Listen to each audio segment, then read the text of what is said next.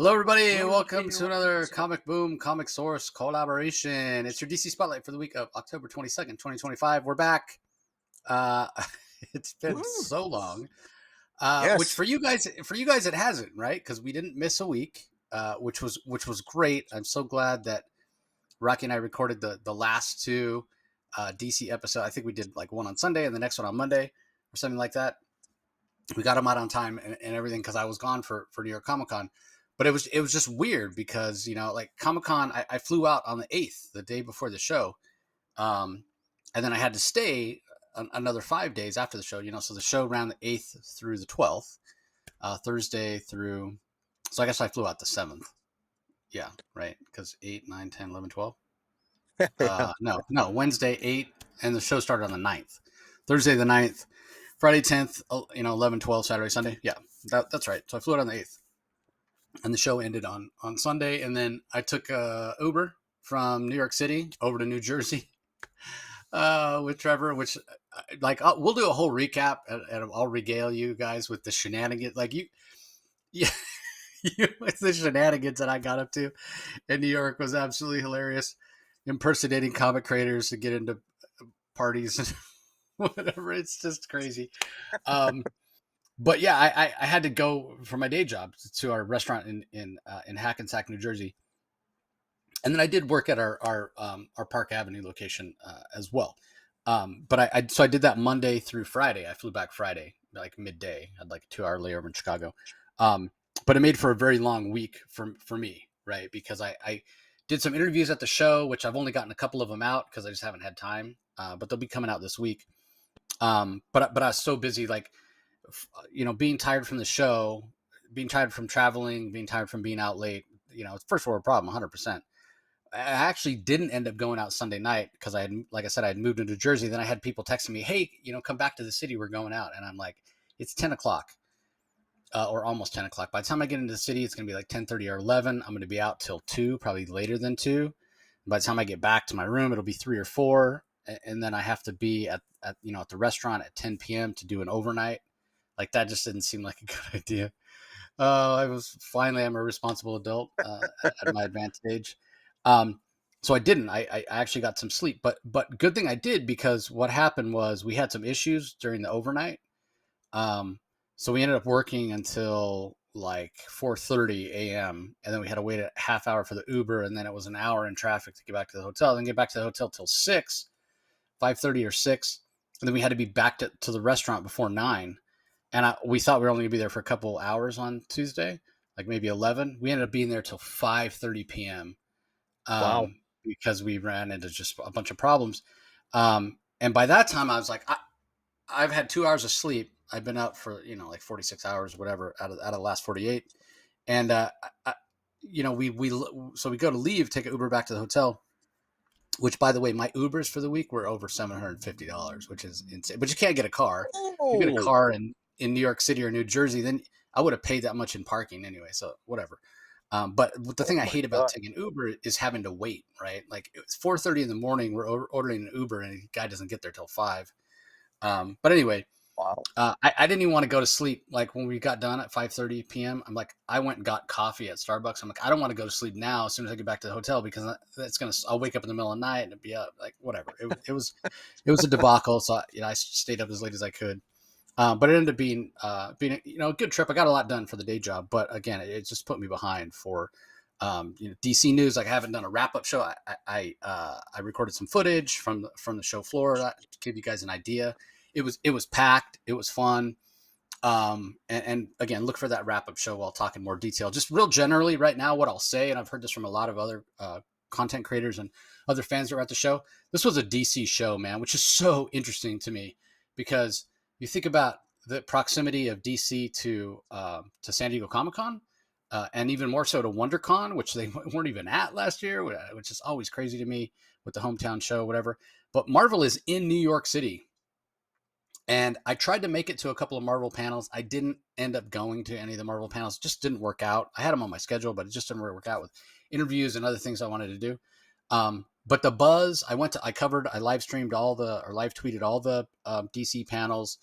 Yeah. I spent time at the DC booth. I did a great interview with Cy Spurrier and Aaron Campbell that's coming up about their upcoming Vertigo title, which is fantastic. I can't wait for you guys to hear it. And as much I felt bad, like we were so hard on Cy Spurrier's flash run, it just didn't work for either one of us. But the guy is so nice. He is so nice, and I was like, thank God this guy doesn't know that I can't stand his flash run. But we loved his Constantine run, and we talked a little bit about Constantine in the interview or whatever. Yeah. But I'm just a fan. I'm just a fan of his. Like, he is just such a nice guy, just a wonderful human. So I felt a little guilty for not liking his flash run, but again, like that, we have to be unbiased. But anyway, the energy, and again, what everybody was talking about was DC between the announcements for KO, between the announcements for Next Level. And again, we'll talk more in detail about those announcements and the show in general in a kind of a wrap-up show that's coming later this week. Hopefully Rocky will be able to join me and ask questions and live vicariously. And I'll tell it all, warts and all. The stupid shit that I did, like I said, sneaking into the Marvel party, so dumb. But I'll tell the whole story. It's absolutely amazing. But we are here to talk about the books that are out this week for DC. I thought that it was a pretty solid week, and there's one book in particular that really, really surprised me, and that has a New York Comic Con tie-in as well. So we'll get to that. So give your thoughts overall for the week as well, Rocky, and then we'll open up I still have a few of these Fleer Brilliance Superman packs. I'll open up those real quick, and then we'll dive into the books. Hopefully a little bit of a shorter episode this week, everybody, because there are only 11 books, and really only 10, because how much can you say about the new history of the DCU? It's important, but obviously it's not really a story per se. But anyway, yeah, give us your thoughts on the week overall, Rocky. How'd you feel it was? Well, I'm very, very happy to report that I'm really enjoying the DCKO tie-ins. In fact, just a little bit of a teaser for how my review is going to go. All three of the DCKO tie-ins this week made my top 5.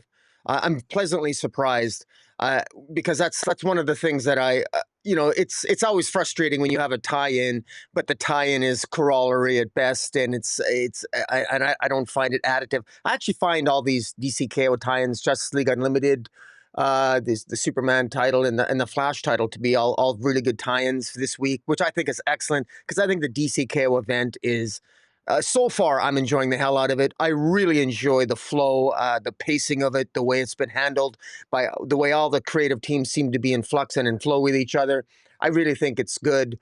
And yeah, it was. I thought overall it was. It was a good week. It was a good week, and there were some stinkers, and I've got some fears about the future of DC related, which I'll expand when we talk about New York. I don't know if DC Next Level is really the type of next level that I was hoping for. But man, I hope that the inspiration from DC Absolute titles is carried over to DC Next Level. I've got mixed feelings about it, but you know what? I had initially mixed feelings about DC Absolute, and boom, my expectations were just blown away, and my reservations were blown away as well over time. So in any event, I'm excited. I've had lots of time to read these October 22nd comic books from DC Comics because we've had like a 2-week break. So I've read these a number of times. But overall, I thought it was a decent week, and in particular with the tie-ins, and even the other two that made my top 5 were not tie-ins, but pretty damn good too. So pretty good stuff. Interesting you have reservations about Next Level. I don't expect every book to be for me, but I never expect that. But I'll tell you, man, when they were putting those titles up on the screen, the energy in the room, for ones that I wouldn't necessarily expect. Like, the one that surprised me the most was Firestorm. When they put that Firestorm title on there, when that one popped up, people went crazy. Yeah. People went crazy. That, like, the two biggest reactions were for Firestorm and for Zatanna. Zatanna's sort of a fan favorite, so I wasn't super surprised about that. But Firestorm, that really Lobo is my favorite. Lobo is my favorite by far. Yeah, well, you're a Lobo fan, so I completely understand that. Lobo did get a bit of a reaction as well, because here's the thing: for some of these, we got we already got the creative teams, right? So we know the creative team for Batwoman, which that one, you said mixed feelings. Maybe it's because Danny is the artist, which I get, because her style is very stylistic. but Greg Rucka is coming back on, and Oh, I love Greg Rucka. Yeah. Greg Rucka is the definitive Batwoman writer in my mind. But you really couldn't find a more disparate art style if you're talking about J.H. Williams, right? Who worked on did a lot of work on Batwoman with J.H. Williams. Just his style and how and Danny's style, like they're at completely opposite ends of the spectrum. Here's the thing that I've never. I don't think I've ever quite given Danny Danny's art the maybe quite the credit for its storytelling, because I don't care for the style. But here's the thing: when they were showing images for during the DC KO panel talking about Next Level, they were showing black and white images of her art. Her use of negative space is fantastic. It's amazing. It's so good. But here's the thing: every time I've seen her art, it's been colored, and that use of negative space goes away. So the thing that I think is the strongest in her art is mitigated by color work, because it's colored differently, so you don't just see negative space. So anyway, I was hoping to get a chance to talk to her, but I didn't. I went by her table. Like one of the times I went by her table, she was busy talking to somebody else, and the other time I got a chance to go by, she wasn't there. So anyway, the other one, because you mentioned Lobo, I'll mention it as well. Is that it's Scotty Young doing Lobo? Yeah. With I think it's Jorge Corona on art. It is. Yeah. So again, I'm not the biggest fan of Jorge Corona. I mean, they've collaborated on a lot of stuff, but Jorge Corona he's got that ink splatter. Jorge Corona's art, he's made a name for himself. He was wrongly placed on the Batgirls title, which couldn't have been the worst title to put. You couldn't have picked the worst title to put him on. That's where he really leaned into that ink splatter. Yeah, but his Transformers is fantastic. His art in Transformers, and he's made to draw in his Lobo style. I think he's perfectly suited for Lobo, and as is Scotty Young, who basically the only way to get Scotty Young over to DC apparently was to give him a Lobo title. Yeah, and I think that's going to explode. It's going to explode, and that's fine. He's a huge Lobo fan. I know Scotty. I'm super happy for him. I'm never going to be a fan of Jorge Corona's art. I don't like Jorge's art on Transformers. Again, like they're metal, they're robots. It should be nice and clean, but again, it's just that ink splatter that I don't care. And the thing is, like when I go all the way back to the first time I saw Jorge Corona's art, which was on Middle West that he did with Scotty Young, he didn't have that ink splatter, and it's not my favorite art, but I like it. But once he started doing that ink splatter stuff, it just doesn't work for me. Now, I agree with you that that style of art is going to suit Lobo much better than it did Batgirl. But I still don't think I'll be I still don't think I'll be the biggest fan of it. But those are the only two that were announced: Lobo and Batwoman. If I had to guess, I think it's maybe going to be Hayden Sherman and Dan Waters on Shadow of the Bat. Now I don't know anything for sure. I talked to Dan. I didn't ask him, but their Batman Dark Patterns is coming up. Yeah, on its final issue. And we know they're doing something Batman related next, but can Hayden handle 2 monthly books? Is he leaving Wonder Woman? I don't think he's leaving Absolute Wonder Woman. So I don't know, but the rest of these are going to come out over time. We'll certainly be talking about them, and we'll talk about it more in detail when we do that wrap up show. So anyway, let me open these. Let me open these cards. These Fleer Brilliance. I thought I had it planned out where I was going to open all these before I left, but I guess, I don't know, maybe we missed some episodes, or there's a few episodes I think where I forgot to open them. So kicking it off with Solaris, who's probably not the most well-known Superman villain, but he's like this evil son, but pretty cool. Next up we have Jor-El and Lara. That is kind of an appropriate one, considering Superman 31, which we'll talk about here in just a minute. Then we've got an insert, which is Mongol, another Superman villain. Nice. Looks really fantastic. Superman Revenge Squad insert. Here is a Superman of China, Kenan Kong. Pretty cool. It's got, I don't know if you can see that background. It's kind of got a grid behind it. Pretty cool. It's like foiling. Is that a foil? Oh, that looks foil. Yeah, I mean, they're all foil. They're all foil. They're foil. Okay. Yeah. My favorite, also very appropriate with the end of Superman this week, Superboy Prime. Yeah. SBP had a long conversation with Joshua Williamson about Superboy Prime. told him how I stuck my foot in my mouth, how he fooled me, and he's like, Chase, I told you, man, I told you, I told you. And I was like, yeah, Rocky was right. My podcast partner, he's like, just have a little faith. And the other thing that's interesting about Josh is that he's writing Iron Man, which that's probably my favorite Marvel character. So I'm super excited to see what he does with Iron Man. So Oh, anyway, cool. let's dive into the books for this week. Again, there are 11 of them.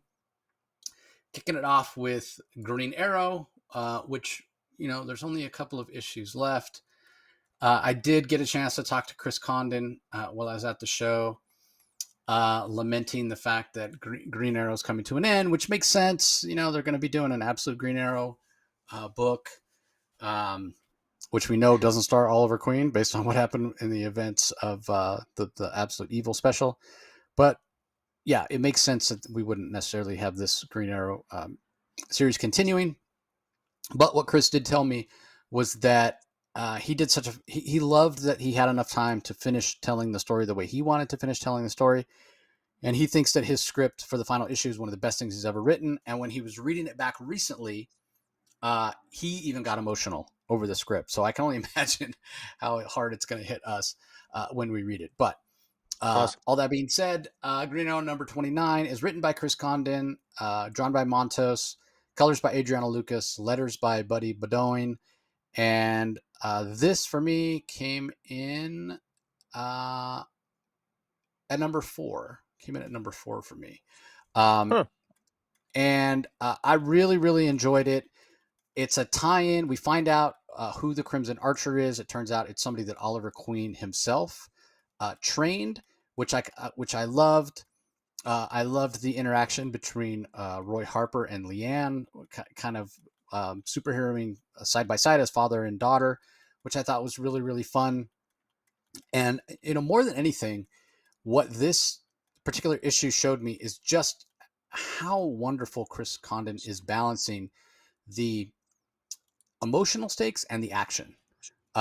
He's done just a fantastic job of that. Sorry, dogs, some strange dogs in my front yard, and my dogs are going crazy.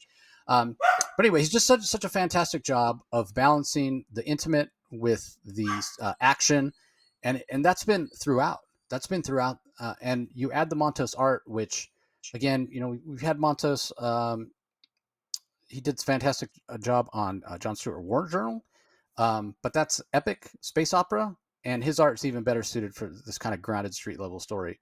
So again, Chris is sad to be leaving the book. I'm sad that it's not going to be around anymore, but I understand just like he does. The sales weren't lighting the world on fire, and we are having all those next level books, slowly rolling out next year, starting in February. So yeah, I don't I don't want there to be 20 DC books every week. Not only because we got to read them all, but just they start cannibalizing the sales of each other. And we know Green Arrow is going to be showing up in the pages of other books, and he's going to have an absolute title, and there's going to be another probably like a Black Label Green Arrow book and that sort of thing. So I get it, I understand, and I'm glad we got the run for Green Arrow that we got from Chris Condon. So yeah, number 4 for me, and I almost could have snuck into the top 3 if not for such stiff competition this week. So anyway, what are your thoughts on Green Arrow 29? Uh, uh, yeah, I ranked it at number 7 for me. I still enjoyed it. It's got some decent character work. I like the character work between Roy Harper and Leon. I wish it was a little bit more in depth. I wish there was a little bit more father-daughter conversations and moments. But then this is a Green Arrow comic. I thought it was a little bit with the history of the Crimson Archer, I guess it makes sense that Oliver Queen ended up training him and stuff. I guess that makes some kind of sense. I really like artistically. I really like the design of Crimson Archer. I like there's he almost like seems to glow like a red electricity around him when Montos draws him there, and so the color work is really good. So I find visually the green and the offset against the red of the Crimson Archer just really pops off the page. At least, and I'm just talking about the digital copy. I can't wait to pick up my physical copy because I'm sure it's going to be possibly even better. And but in terms of story, I do think this is just suffers just a little bit for me, a little bit too much of the decompression. it does the decompression does allow Montos's art to shine, but it is I think frankly in this market, like I don't know. I wish this was a series that wasn't canceled. I know that DC has their reasons for it, and it maybe just didn't quite make the grade because one of the things that DC is very successful on their absolute line, but they're not. They really suffer on their mainstream titles are just not selling particularly well. And so I think that's why DC Next Level that was mentioned in New York Comic Con, they're hoping to change that. I wish more people were buying Green Arrow. It's frustrating because I think more people bought Green Arrow when Joshua Williamson was writing it, and I'm not really a big fan of the big Green Arrow family. I like these types of stories that Chris Condon is telling. To me, this is more who Green Arrow is. It gets to the heart of the classic Green Arrow that I know and love. And I just find it unfortunate that unfortunately you and I and our ilk are perhaps in the minority. But Yeah, it's interesting too because I think everybody that reads it really likes it, which I guess that Mhm. duh, right? Like if you're buying it, you must like it. That's not always Yeah. the case. Um, even I continue to buy Action Comics and Detective Comics. Action Comics when it was Brian Michael Bendis, Detective Comics when it was Ram V. I didn't particularly enjoy the story, but just because I have such long runs, right? Green Arrow, it's not a legacy title where people are like, I'm going to buy it. I mean, I'm sure there are fans out there. Green Arrow is their favorite character, and even the runs that they don't like, they want to have, every Green Arrow book, so they're buying it. But that's the minority, right? He's not a super popular character like a Spider-Man or a Batman or a Superman, where people are going to buy it regardless. So the people that buy it, tend to enjoy it, I think. But that being said, this is one of the books that we talked about it a few weeks ago. That critical acclaim and critical praise and critical reviews don't necessarily equal sales. Like Yeah. we've talked about it so many times how in recent history, for the last 5 years or so, DC gets so many more nominations for awards, whether that be the Eisners, the Harveys, the Ringos, Tripwire Awards, doesn't matter. Any of the kind of big four comic book awards, Marvel's hardly getting any nominations these days. Their publishing arm is just, and it's baffling. They did officially announce at New York Comic Con that the Ultimate line is ending, which that's their most successful books right now. I still Yeah, stand I know. by, yeah. And Dennis Camp, who I got a chance to talk to at the show, he posted about it on social media. I understand why they're doing it. Mostly, it's because Hickman he saw this as a finite thing. Um, he's not in it for the long haul. He wanted to do it for a certain time. He wanted to do it in real time, whatever. And it's ending. But like I said, mark my words, Bendis is coming back to Marvel, and he's going to be the one that starts Yeah. um, the new Ultimate line. That's what's going to happen. They're going to end. Perfect jumping off point for me. Yeah, Perfect jumping yeah. off point. Oh, for me as well. For me as well. But again, Marvel wants to do it and say, hey, we did a story that had a beginning, middle, and end. We stuck to our guns, even though it's selling well. For the big two to do this and say, hey, this is what it is. It's not dissimilar from what happened with the Krakoan era, right? Like a lot of people, it was so successful at the beginning, and then the sales just started petering out. And at the end, those X-Men Krakoan books weren't selling any better than the X-Men books were selling before it started, even though they were sales juggernauts when Hickman was on before he left. So I think they want to kind of avoid that, and not see that huge sales dip. So they'd rather just get the bump of, hey, this version of the Ultimate Universe has ended. Now we're on version 3 of the Ultimate Universe, and get Brian Mike. I'm sure Brian Michael Bendis is working hard on it right now. And there's going to be another third version of the Ultimate Universe. So anyway, we strayed far from Green Arrow. Both covers are fantastic. Rocky's got them up on the screen if you're watching us on YouTube. Both of them are absolutely amazing. So yeah, I'm sad to see Green Arrow go. Anyway, let's move on. Up next, not in my top 5. It's Harley Quinn, number 55, written by Elliot Kalin, Carlos Oliveras on art, Marissa Louise on colors, Frank Sidovic on letters. For me, this came in at number 10 this week.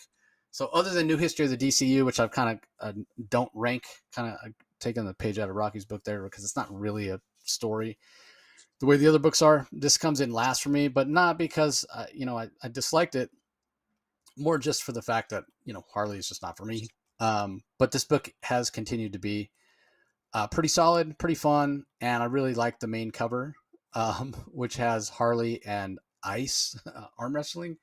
But yeah, I mean, I'm very much enjoying this run of Harley more so than the last couple of runs. But again, she's still not a character that I particularly enjoy. So, what about you, Rocky? Where does this come in for you? Uh, it comes in last as for me as well. But I'm not going to be quite as flattering as you. I've gotten really tired of this. I feel this storyline's just dragged on so long. I liked Althea is an interesting potential villain, potential love interest for Harley. She doesn't even appear in this issue. I think that Gun Bunny and the other character, Gun Bunny, and I even forget the name, uh the couple, they're best friends, and the ongoing spoof that they're friends. To me, it's like having two extra female characters competing for Harley to see, I mean, Harley's got competition, and which one of these is more of a dumb blonde? Is it Harley or Mayfly or Gun Bunny? It's hard to choose, and it kind of goes all over the place, and at times the dialogue, it was like they were all competing to every single word balloon tried in vain to say something funny. I found this issue to be, I've read this issue 3 times because I had 2 weeks to read this week's issue comics. And I really wanted to try to say something more specific about it, but I found this to be just a little bit grating on me. And man, I wish DC Next Level would just really understand, just do something radically different, or not radically different, but try to explore an evil Harley Quinn. Just please get rid of this particular approach to Harley Quinn that I think, I mean, enough is enough already. But anyways, that's me. I'm off my soapbox, but no, it wasn't my cup of tea. Yeah, my understanding is it's not really selling. Harley's not it's selling not the worst it's ever sold, but Yeah, it's kind of down there in kind of the Sam Humphrey days of sales, so it's not selling particularly well either. yeah. Anyway, if you're checking us out on YouTube, Rocky's got the Frank Cho variant up, which is this pumpkin spice, or in the Halloween season. Uh, it caught my eye. It's pretty solid. I mean, I'm not picking it up, whatever, but it caught my eye, but partly because I got a chance while I was at New York Comic Con to go to a gallery showing. One of the local galleries there that specializes in comic book art was doing a Frank Cho showing of Frank's art, which was amazing. I mean, way out of my price range, $40,000 for Frank Cho cover. But yeah, I mean, fantastic for Frank to get that recognition. Anyway, moving on. Up next, we have Absolute Wonder Woman number 13, written by Kelly Thompson, who just won the Harvey for Best Writer at the Baltimore Good for her. Comic Con this last week. Yeah, well deserved. We have a guest artist, Matthias Bergara, handles the art on this particular issue. Colors by Jordi Belair, as always, and letters by Becca Carey, as always. This was okay for me, but only okay. It's one of these situations where, man, I missed Hayden Sherman's art, or maybe if Matea de Eloise had done the art, I would have enjoyed it more. Because I just really didn't care for this art, and it kept pulling me out of the story. And I, much like Rocky, I read these twice. I read them before I left, and then I read them when I came back. Well, partly on the plane back.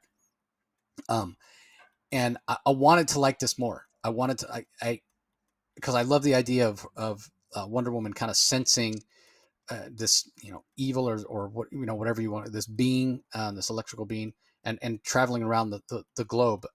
I thought that was really cool, with inner like interspersed with her going back to her headquarters and talking to her supporting cast, as it were.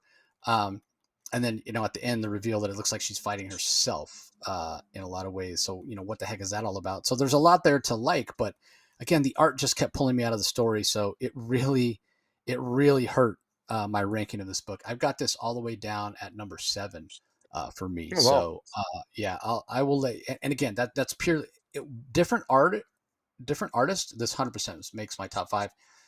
With Hayden on it, it might even have made my top 3. Maybe. I mean, my top 3 was really tight, so it may have ended up around 4 and bumped out my number 5. But anyway, this did make your top 5. So give us your Yeah. thoughts on it, Rocky. Yeah. So definitely made my top 5. I ranked it made my top 3 actually. I put it in at currently it stands at number 3. That might change as I continue to talk, but I didn't mind the art at all. Megara's art, I thought, it just worked for me. I actually thought it was. I thought the action sequences were pretty intense. I really enjoyed the story. And just to be clear, the title of this particular issue is called "The Price." And you can infer from the storyline, spoiler alert, that the price. Now, what price does absolute Wonder Woman have to pay? We have to remember that she's never actually paid a price for leaving hell. She defied the gods by leaving hell. She wasn't supposed to leave the hell. Hades wants to punish her. He promised some comeuppance for Wonder Woman. So I think there's a price that Wonder Woman has to pay for defying the gods that banished the Amazons, uh, wherever Themyscira is, uh, and Barbara Minerva is helping Wonder Woman discover more about Themyscira. Wonder Woman tells her that growing up, her mother Circe couldn't even say the word Amazon, and on the advice of their patron goddesses, didn't even want to say anything to hint at Amazon. That's why the Circe likely never said the word Themyscira. And so, because of that, everything is sort of kept under everything was kept under wraps, and often Wonder Woman with absolute Wonder Woman with her mother, her mother. So they often talked in sort of code, and just that's just the way they talked because they didn't want to like tip off the gods that they were defying them. And and in this particular issue, while they're exploring and doing research to try to find Themyscira, could Themyscira be Paradise Island? Well, they're not really sure. Could Themyscira be where the Amazons are? Well, Wonder Woman was told by Io last at the end of the when she was battling Queen Clea, that basically that she was from Themyscira, that the Amazons are alive, et cetera, et cetera. So she's aware of all that. The question is, where are they? Meanwhile, there's this dark and malevolent force that seems to be manifesting itself all over the globe at different places where that have a connection to Themyscira and have a connection to Themyscira and history, Amazonian history, and that's what sort of tips them off that okay, something's going on here. And what I like about it is that this dark force that Wonder Woman faces seems to bring out makes her merciless, brings out some darkness in Wonder Woman. And why that stands out is because one thing that one of the things that stands out about Kelly Thompson's version of Absolute Wonder Woman is that she's relentlessly kind and passionate, and she's filled with mercy and love. And Kelly Thompson's done a very good job showing and illustrating and highlighting just how powerful Wonder Woman's capacity for mercy and love can be, and the impact that has on her ability to fight. And the mercy that she shows on even the most horrific of villains, from Dr. Poison to the Tetracide monster, and to Medusa herself. And what it shows here is that if this malevolent force is capable of even having Wonder Woman display some darkness and some malevolency, that's a pretty serious cost. And it's discovered here. Wonder Woman, we are told, Wonder Woman herself tells us here, as she confronts this version of herself, that it is in fact Wonder Woman that she's confronting. How did this version of her, this darker version of her, manifest? We don't know. Could it be something, punishment from Hades? How did this manifest? What are its origins? We don't know. But I like the fact that I like that this is being explored, because one of the criticisms I had of which I've gotten over because of good storytelling in regard to the mythology, was that I thought Kelly Thompson at times was Wonder Woman was a little bit too perfect. I still think Absolute Wonder Woman, I'd like to see a little bit more darkness in her actual character, but it's nice to see that maybe there's a price, and hence the name of the title. There's a price she's paying, that it's not all roses here. There's some darkness. So I kind of like that. And that's one of the reasons why I put it on. I put it on here because I want to see that there ought to be a price to be paid, because this is the absolute universe where there's omega energy. There's a Higgs boson particle. There's an omega particle, and we saw that in Absolute Evil. And there's a price that you pay. This fact that Wonder Woman's absolute mercy and kindness and love does have perhaps its polar opposite, and that's the villain she's battling now. And darkness, know thyself, right? So I really like this here from both a mythological point of view, a storytelling point of view, and just a thematic point of view. And I think Kelly Thompson does a good job of hammering it home, and there is a reason why she wins awards. So what are your thoughts? Yeah, it's interesting that you associated that price with the her tricking Hades, and leaving hell without properly paying the Yeah, price, yeah. I because might that's be not wrong. I don't know. I'm just guessing. you know I I sort of think maybe you're right. So I took it as, um, the price to be paid for using magic, right? Well, And maybe I got that from that. That recently has been a big theme in Zatanna stories that we've read. There's yeah, always a price to be paid for magic, and that's a classic, sort of cliche that comes from magic users. It's not like unique to the DC universe or whatever. Constantine. Again, that's a DC universe, but Constantine plays on that a lot. But other stories in other, not even even beyond comics, it's this idea of there's always a price to be paid. So that's kind of how I took it, because this Absolute Wonder Woman leans a little bit more into the idea of her using magic, and her sacrificing her arm to get Steve Trevor out of hell. Um, um, that was a example of the price that she paid. So I took it as that, but I didn't even think about Hades. I completely forgot about that story in relation to this, of her tricking Hades to get out of hell without paying a price. So you could be right. Um, I actually don't know. I don't know. I'd have to read it again to see. It might be 50-50. I yeah. could see it going either way. Yeah. Well, I will say But that one of the prices she paid is she can only go back and visit her island hell like once a month, right? So right, that's one yeah, of the prices true. she had That's to true. pay. But it could be. I still think it could be. That's to me, that's not like a high enough price. So that's why I'm thinking that there's maybe more to it than that. But I don't know. Just speculating. We're both speculating. It could be either. It could be both. It could be both. Yeah. They could be related. We'll have to wait and see. Uh, there is a really cool Derek Chu variant cover, by the way. That variant cover is by David Toloski, but there's another one, the B cover, where she's holding the giant sword toward the cover, which is really fantastic. That's one that I got. Cover B. Anyway, moving on. Up next, we have Green Lantern number 28. This is from writer Jeremy Adams, and for some reason, it was loaded earlier, and now it's loading again on my screen. So, apologies for that, everybody. The art in this particular issue is by V. Marion. We've got Romulo Fajardo Jr. handling the colors, and letters are by Dave Sharp. I know that Jeremy and Vcan hung out a little bit at New York Comic Con. Well, first of all, I had dinner with both of them together. There was 5 of us that had dinner together. But then I know that Vcan and Jeremy got a chance to sit down and talk about the future of Green Lantern, so that's fantastic as well.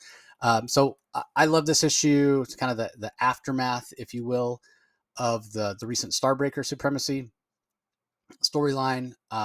There's some stuff with the Book of Oa that shows up. We know Krona is still out there in a not perfectly cloned body of Hal Jordan, which is really, really interesting. There's a great sequence at the beginning of the book where Vken shows his humorous chops in his art. And Jeremy does a fantastic job of giving us this tour through Coast City, where Hal Jordan is basically captured this alien who is looking to terraform Coast City, and he kind of, it's that old cliche where he's like flying him around, making him sick, doing loop to loops and all that sort of stuff. So that was a lot of fun. There's a faux battle between Connell and Kyle Rayner, where they're trying to figure out the limits of Kyle's powers when he manifests the White Lantern abilities. So there's a lot going on in this issue. The Guardians kind of up to their old shenanigans, haven't learned their lesson. They were kind of taken off the playing field at one point, and come back and seemed like they had learned their lesson and they weren't going to be so cryptic and holding their secrets and causing problems. But yeah, they're back to their old shenanigans, even though, that now Yeah. Jeremy's done this thing where each individual Guardian speaks in a different colored font and wears different colored robes because they're linked to one or another of the spectrum, the different emotional spectrums. I like that aspect of it. So there's a lot going on in this, but it's a bit of a setup issue. But this is the way you do a setup issue. You make it fun. You hint at all the things to come, and you plant the seeds for these mysteries, and you touch on all the things that we love about the Green Lantern Corps. The flying around in space, having this great ring where you can do all this cool stuff. You even manifest a F1 race car at one point. You touch on Hal's relationship with Carol Ferris, which is, if you're a Hal Jordan fan, you love that relationship. You hint at things with Guy Gardner. which I don't know that many people have given Guy Gardner of all people another aspect to his personality with his love of history and him actually showing some propensity for investigative journalism. I'll use it kind of like that because he's investigating the Book of Oa, and it starts off with Guy and Joe Mullane finding the Book of Oa that the Starbreaker had stolen. So there's a lot of little seeds planted for what's to come next. Um, and we know that Jeremy has turned over the reins of Green Lantern Corps completely to Morgan Hampton. They'll still be talking all the time and working closely together because the books are so closely related.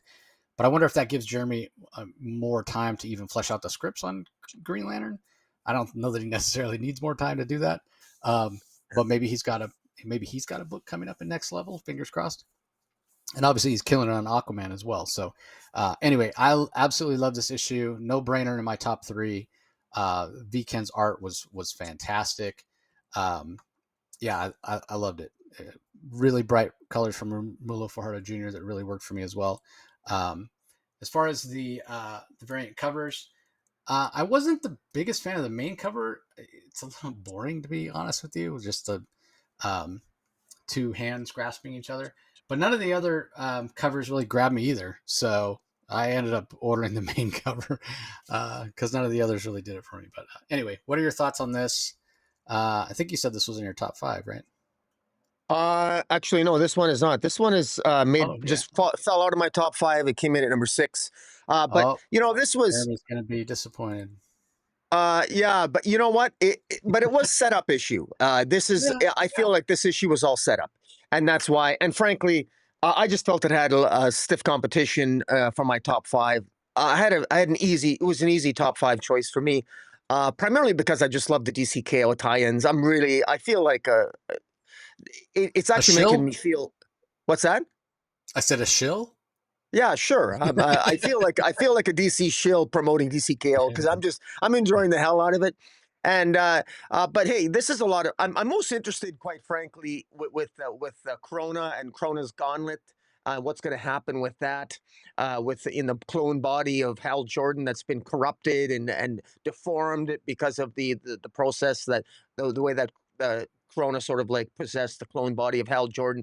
That to me is the most interesting. I love the ongoing. There's always a little bit of tension, and the Hal Jordan Carol Ferris relationship always works better when there's just a little bit of dysfunction there, and there's hints of that. And I think one of the things I'm also interested in is the Guardians themselves. I found it interesting because we have a Guardian representing each emotional aspect of the emotional spectrum, and yet it doesn't seem to have, at least yet, affect their personalities. Like for example, the fear, the guardian representing fear. How does that affect their person? They seem to have kept their sort of intellect. They don't seem to be necessarily influenced by what they're wielding.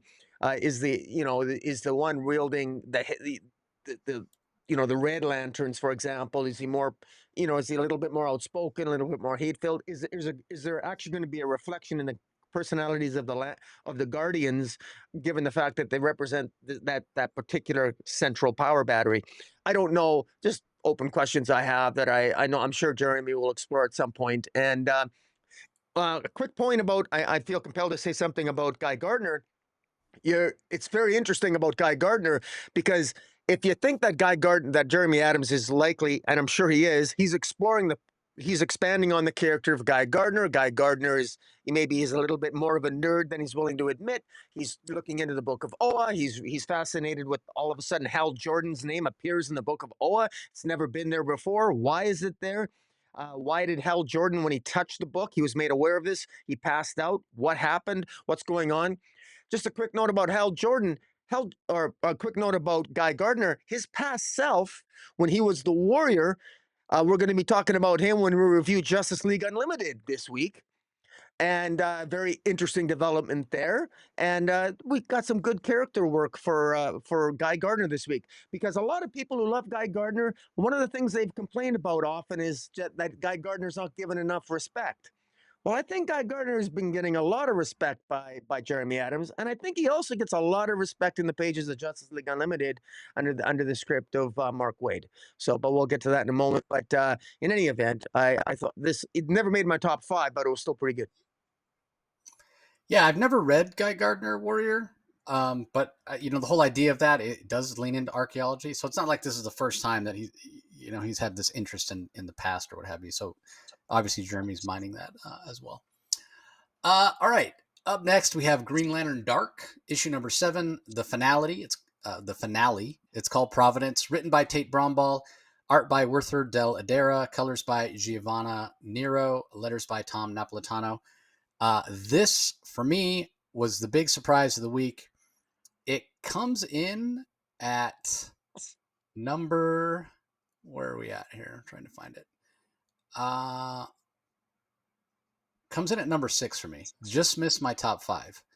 Wow. And I debated. I almost put it into my top 5. I went back and forth with what my top 5 is.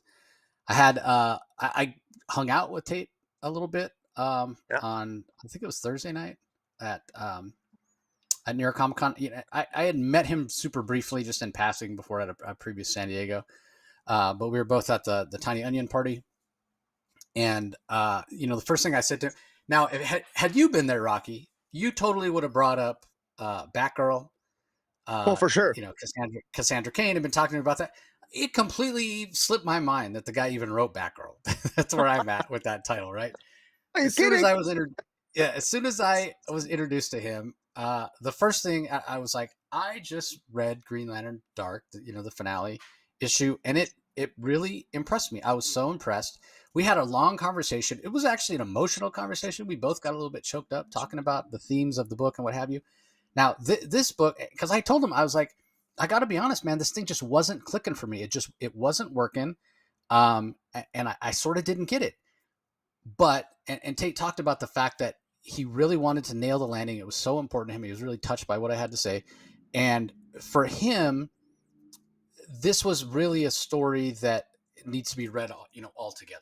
It's not necessarily a story that is built for a monthly release.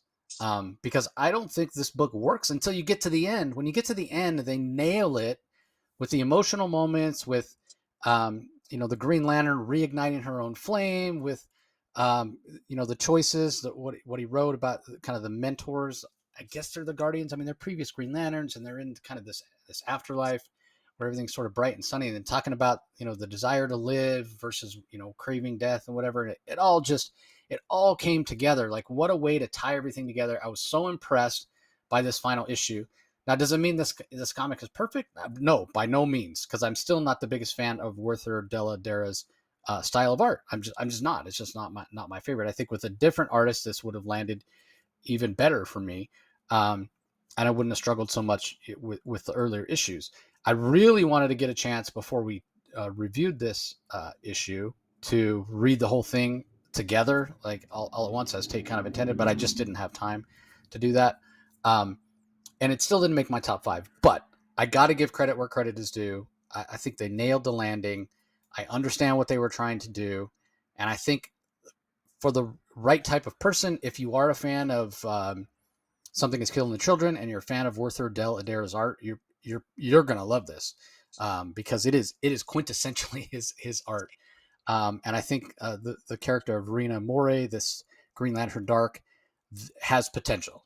And again, I was just so impressed. For me to have felt completely lost the whole time, and then to read the final issue and be touched by it, and have the rest of the previous issues be sort of positively impacted and be have their be raised up, be leveled up to some extent by the final issue. I mean, that's fantastic. That's fantastic comic work. And again, it's really why knowing how this ended and knowing the context of the ending, which was so powerful, and having that context to go back and read the whole thing. I really wanted the chance to do that, but I just could not find the time. But anyway, I know it probably still didn't work for you. It probably comes in dead last. But I got to give credit where credit is due. I thought Sure. this was This I thought it was amazing, and again with a different artist and with a different art style that I enjoyed more. This definitely would have made my top 5. Yeah, no, it didn't come in last for me. It didn't. This was the best issue out of all of them. There's no question about that. I do think though that I just want to show people something. First of all, behind my head, for those watching on YouTube, there is an alternate. There's a variant cover that's actually behind me. That I don't know who does it, but Dell'Edera's art, I think, and I just don't know how else to put this. I think really contributed to taking me right out of the story because I'm just not a fan of her art. I love her art for Something Is Killing the It's a Children. guy. For some, It's a guy. it's a guy. Okay, Yeah. okay. Dell'Edera's art. I mean, for a guy, he can draw Jessica Slaughter over the pages of Something Is Killing the Children, and she looks hot. But there's something about this Green Lantern Dark, completely flat chested, no rear, I mean, no TNA at all, unattractive, just almost bald, a little bit of green hair, astonishingly unattractive character. Looks better than she ever has in a variant cover behind me, and in the, I think it's the one in 25, looks substantially better. This There's no character, there's no ratios. It's A, B, and C. They're all open order. The okay, one behind you oh, is Mikel Janin. The one you okay. have in the center of the screen is Nick Robles. Yeah. Really great covers. But again, I think that Dell'Edera art just never worked for this series. Now, as far as the theme, you're right that uh, the problem is that from the first 6 issues for me, I just never got to like this character, and I know that was by design. I know that this character is unlikable and sarcastic and drowning in misery and sorrow and depression because of what happened to the character and the day of having lost a family, et cetera, et cetera. And that's part of the character journey. That's part of like the hero's journey. Unfortunately, I never got to like the character, and I never started to feel sympathetic for the character. And at the end, it felt to me like, even though I'm not supposed to feel this, I had a different reaction than you did. I had the reaction that literally the entire world is going to die. The only way that the world survives is if the Green Lantern Dark, Rena Mora, goes back. That's the only way the world survives. She's almost guilted into going back by previous Green Lantern Darks. There's no explanation why the previous Green Lantern Dark chose her in the first place, other than the fact that you're worthy. It's sort of like, I know you're a loser. I know that you're not very good, but I'm going to choose you anyway because I believe in you. Okay, that's fine, but I never really got a sense as to why anyone believed in her in the first place, and I never felt she earned it. I didn't feel that this ending was earned in terms of the heroism of the character, given the abject failure and the sarcasm and the relentless depression of the character in the previous 6 issues. And so suddenly, when she manifests as this green light, she just sort of, and how did she resurrect? How come she came back? The story didn't quite jive with me. The logic didn't quite jive with me. It didn't quite have a verisimilitude that worked for me. And I just, I don't know if this character's ever going to come back. I mean, Oh man, now I'm interested. I'm more interested in the character now if she's not, because I know now she's not going to be so bloody depressing. Now I want to get to know Rena Mora, and we're at the final issue. So I hope that moving forward, if we get this character again, she's maybe over some of that depression, and we can go on to brighter days, literally. But and I don't. I know that might sound harsh. I love Tate Brombal. I love his Batgirl. Uh, but did you read this one? Is this one that you read multiple times? Did you read this one multiple times as well, or just the once? no, I read this one. Yeah, I read this one twice because I wanted to try to get a handle on it. I didn't, but I never found the ending to be emotional to me. I never had an Oh impact man, on me. so Just yeah, so the whole idea is she's depressed because of what happened to her, right? And she tells herself that she wants to die. But even though she tells herself that she wants to die, she goes and seeks out the town where the other little girl is, because despite the fact that outwardly and what she sees of herself is that she wants to die, she still seeks out the place. She's drawn to the place where there's other people and she has a chance to make a difference, right? Despite the fact that she says, outwardly that she wants to die. And but there's something in her willpower, her actual desire to make a difference, despite everything that, in spite of everything that's happened to her. That's why she goes where she goes. That's why the Green Lanterns chose her, because despite everything that she's been through, she still, even self-professing that she wants to die, doesn't really want to die. She actually has something in her that refuses to give up. But she doesn't see it herself, although the other previous Green Lanterns do. And so that's what the little girl that she meets eventually brings out of her. And despite her almost resistance to it, you know, the sarcasm and the depression that she's exhibited throughout the entire series, that's what I mean by the final issue elevating, because it sheds light on the context and gives context to her behavior for the whole time. So when she gets to that point where her light is out and she's talking to the Green Lanterns and they're saying, you know, she's saying, I don't deserve it. I wanted to die. You know, I was ready to give up. And they're saying, but you didn't. You actually went to the place where you needed to be at the time you needed to be there so that you would be in the proper place to meet this little girl and to end up making a difference and saving the world. And when she says, well, how do I go back and do that? They say, it's within you. You already have it. It's that core. It's that inner part of her being. It's who she is, that once she realizes it, it's like, the light switch is flipped, right? No pun intended. And she gets to reignite her own light. She gets to reignite her own lantern because I guess, right?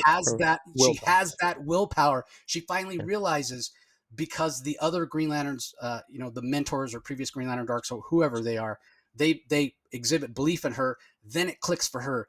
I am in the right place. Even though I thought I wanted to die, I really didn't. What I wanted more than anything was to make a difference, to be seen. Again, no pun intended, but it all works, right? To be seen, like all these metaphors with light or whatever. That's who she is. That's why the final issue, at least that's my interpretation.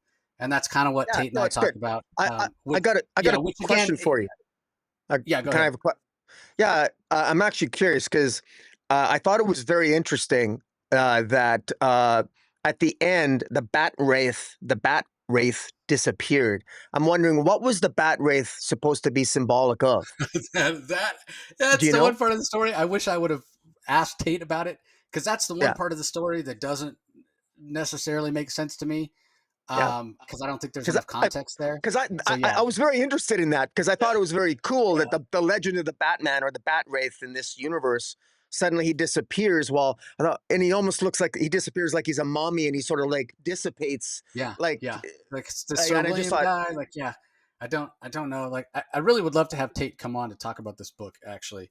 Maybe don't get me wrong. Like, I did read it, and I acknowledge everything you say. For whatever reason, and I think maybe it was the art. It didn't like emotionally hit me like I think that the Tate would have intended it to for me. But anyways, it's something though. Here's the irony: is that despite my ongoing, dare I say, constructive criticisms of this series, I am going to be picking this up if I see this character again to see what the next chapter is. So, because you know, we'll see. Yeah, I mean, for a book that's not in either our top 5, we talked about a lot. But again, I thought about it quite a bit. Thought it was so deserving. So, next book is in my top 5. I think it's in yours as well. Detective Comics number 1102, The Courage That Kills, Part 2. Tom Taylor and the aforementioned Mikel Janin. Mikel handles the art as well as the color, and then we've got Wes Abbott on letters with this new character, the Lion. Man, I really enjoyed this. I love the stakes that Tom Taylor has given the story, with Batman being infected by this virus that was introduced last issue, which basically not only will it kill you eventually, but it removes your inhibitions, removes your fear. You're not afraid of anything. Obviously, Bruce is worried that it's loose in Gotham, in a city that doesn't fear anything, it will tear itself apart. But what really continues to really bring the tone of the sort of detective part of Detective Comics to this run that Tom Taylor and Mikel Janin are doing together is Mikel's art. It's so clean, not quite as clean as you might have seen it in the past, because he's handling his own color work, which is where he brings a grittiness that his art doesn't necessarily usually have, like, which is super interesting to me, because like I really fell in love with his art on Justice League Dark, and then especially on Grayson. And Grayson, it was so clean, and it really worked because of the kind of the slick espionage feel and international feel of that book. But Justice League Dark, I mean, it's right there in the title, right? It's a dark title, like exploring magic and what have you. But the art was kind of very similar in style to what he was doing on Nightwing, which was very clean and polished. Here we have him doing his own color work, and that's allowing him to bring a grittiness that his art, for me, hasn't necessarily had a lot of times in the past. Certainly not on his Justice League Dark run, where it might have been better suited to have a little bit of grittiness, or his run on Grayson. So I love the fact that he's coloring himself, even though it probably means that he has to skip a few more issues. And we get a few more fill-in artists. But the last guest artist we had was Lee Garbett, who I also ran into at New York Comic Con, who's a friend, and I talked to him at length about his run on Detective. He was so excited to do it, and DC actually offered him some more Batman work, but he had to unfortunately turn it down because he's got a dream project, a bucket list project coming up at Marvel that hasn't been announced yet. The only thing that we know is Stephanie Phillips is the writer. So he would have loved to do more Batman, but he had to go and do that stuff at Marvel. But I told him, I was like, yeah, when we reviewed your work on Detective, we absolutely loved it. You're not somebody that I necessarily would think of as a Batman artist. And he's like, yeah, I heard that a lot, and it was definitely a challenge, but the fans really seemed to dig it. So it was fantastic to talk to him. But my point stands that even with Mikel coloring himself, meaning that he might not necessarily get a chance to do as many issues as he would if he was just doing the pencils. I'm okay with it because it's Detective Comics. They're going to get a good artist to fill in, such as Lee. So I love this. I love the new villain, the Lion. I can't wait to learn more.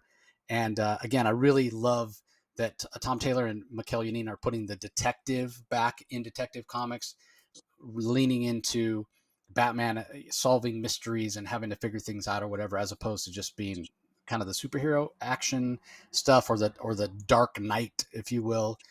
Because let's face it, Ron V's run was very, very dark and didn't have anything to do with detecting. It was all about legacy and that gothic feel of Batman, almost as a character in a horror movie in a lot of ways. I much prefer this type of Batman where he's trying to figure things out, whether on his own or with Mr. Terrific or what have you, and putting the clock on Batman, having him be infected himself, having Bruce be infected, and having that ticking clock just adds to the stakes and the tension, and I loved it. I love Detective. I can't remember the last time I enjoyed Detective Comics this much. It might have been the beginning of the James Tynion run, where it was Batman wasn't even really the main character; it was Batwoman and the team that she put together.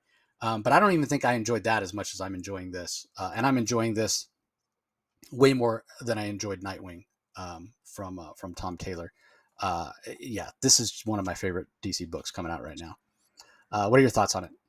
Well, we know that this story arc started off with Batman rescuing, trying to rescue people that were on a ship coming into Gotham Harbor, only to find out that pretty much everyone on the ship was infected, including a young boy. Batman himself, unfortunately, gets infected. He finds out from Mr. Terrific in this issue that he's got 34 hours before he has to quarantine, and then in 46 hours he'll start to blister and papules will form on his face. He's going to lose his inhibitions, and he's going to become totally impaired. And so Mr. Terrific is obviously going to be doing his best to try to find a cure. Meanwhile, Batman's going to try to he investigates how is he going to find the cure himself. Well, Batman, yeah, he finds a lab coat with a design with a logo on a lab coat of one of the victims, one of the doctors who died on the ship, and he traces it to a King Chemicals, or with the help of Oracle, he traces it to King Chemicals. A guy by the name of Lewis King, whose background seems to be shrouded in a little bit of mystery. They initially think he's from Toronto, but this Lewis King is supposedly a billionaire, owns a casino in Casnia. So Bruce Wayne finds himself in Casnia, and this is what I love about this with Mikel Janin's art. Bruce Wayne never looks more like James Bond than he does in this issue, and of course, leave it to Bruce Wayne. This is why Bruce Wayne is cool. I mean, Batman's cool, but Bruce Wayne is also cool. Why is Bruce Wayne cool? Because he knows a gorgeous woman by the name of Princess Caroline in Casnia, of all places, and he can call her up and say, "Hey, would you mind coming with me to a casino? And let's, they end up playing." Essentially 21 blackjack with the billionaire Lewis King, and everything's over the top. A very James Bond like this issue. That's what I like. Even the tropes with one major difference. Usually James Bond wins in any card game he plays. Bruce Wayne most certainly does not. Best line in the comic might be a little cliche, but it's so well delivered. Bruce Wayne says to Lewis King, "I'm not much of a gambler. I can't remember. I can't remember if two pair beats us straight, and I never know what to do with the Joker." Now that was funny. At least I laughed, and then just the way that Mikel Janin draws the blackjack uh, game, showing the cards underneath the faces, the piercing eyes of Bruce Wayne, the beauty of Princess Caroline, the piercing eyes as well of Lewis King himself, who we'll subsequently discover is the Lion. And just it's also absurd. I mean, Lewis King, he's got 20. He's already won the hand, and he hits on 20, and he gets an ace to get 21. Just absurd. Uh, but there's something with it. There's a mutual respect that Bruce Wayne plays when he's confronting Lewis King.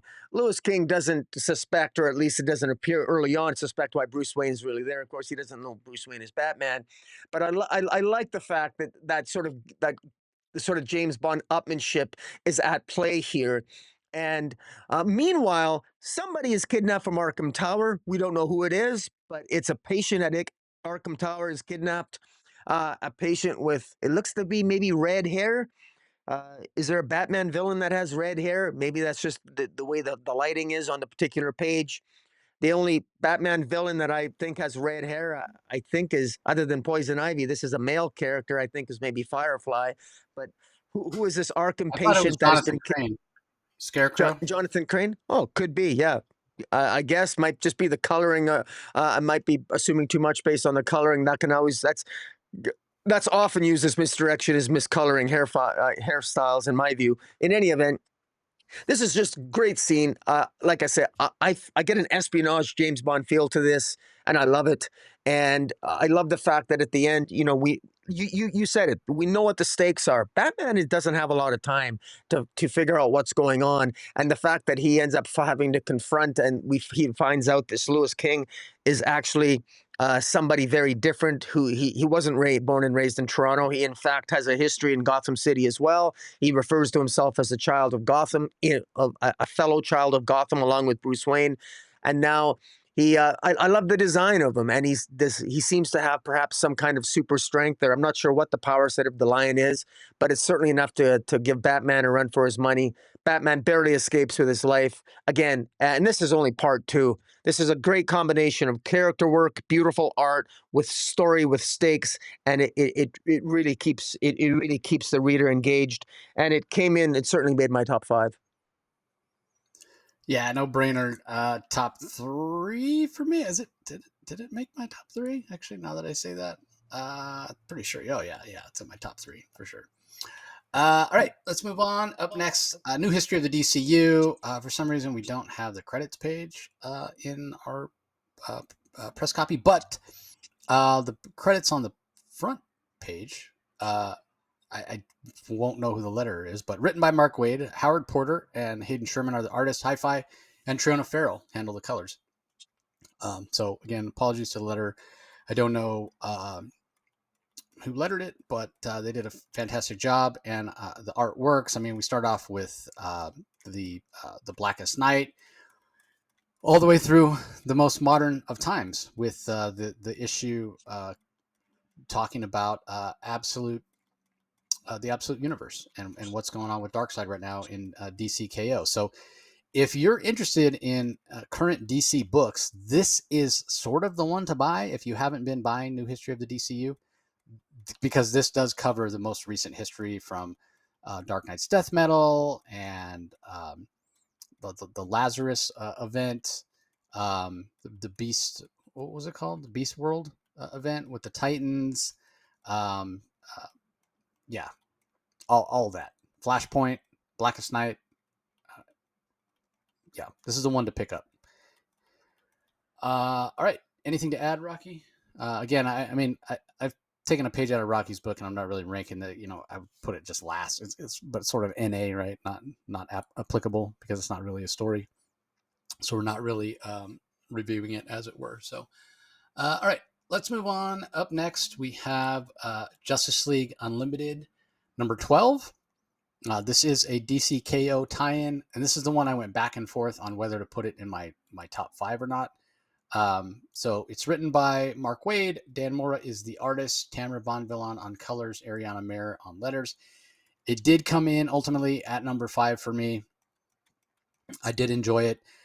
It starts off with Adam and Batgirl, and this being the Ray Palmer version of Adam, and they're kind of overseeing, taking the long view, and I think they're in Gotham City, and they're watching the evacuation, and they give us context for where the evacuation is in their conversation in terms of how the heroes are getting the sort of normal citizens of the DC Earth Prime evacuated so that they won't be affected by the events of DCKO.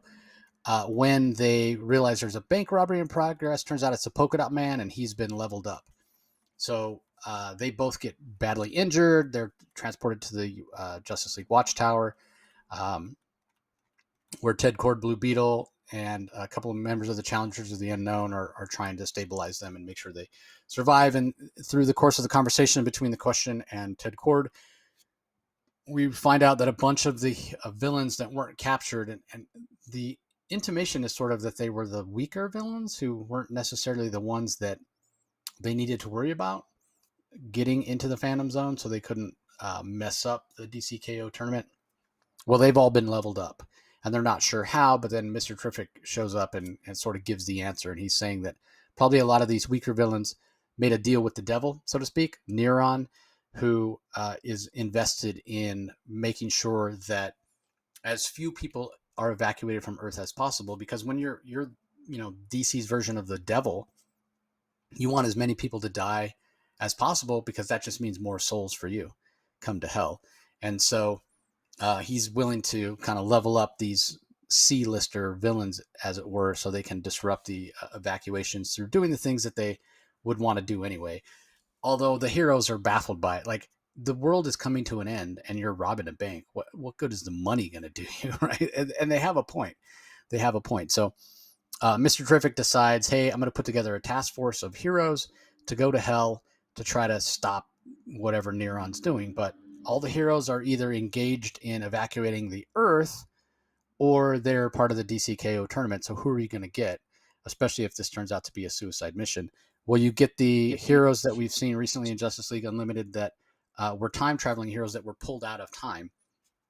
And what we find out from Mr. Terrific is that these heroes are not even really the heroes that they appear to be, right? Like, we have the harpoon hand Aquaman, and we have the Guy Gardner Warrior, and we have Electric Blue Superman, and we have the Alan Scott Green Lantern from Kingdom Come.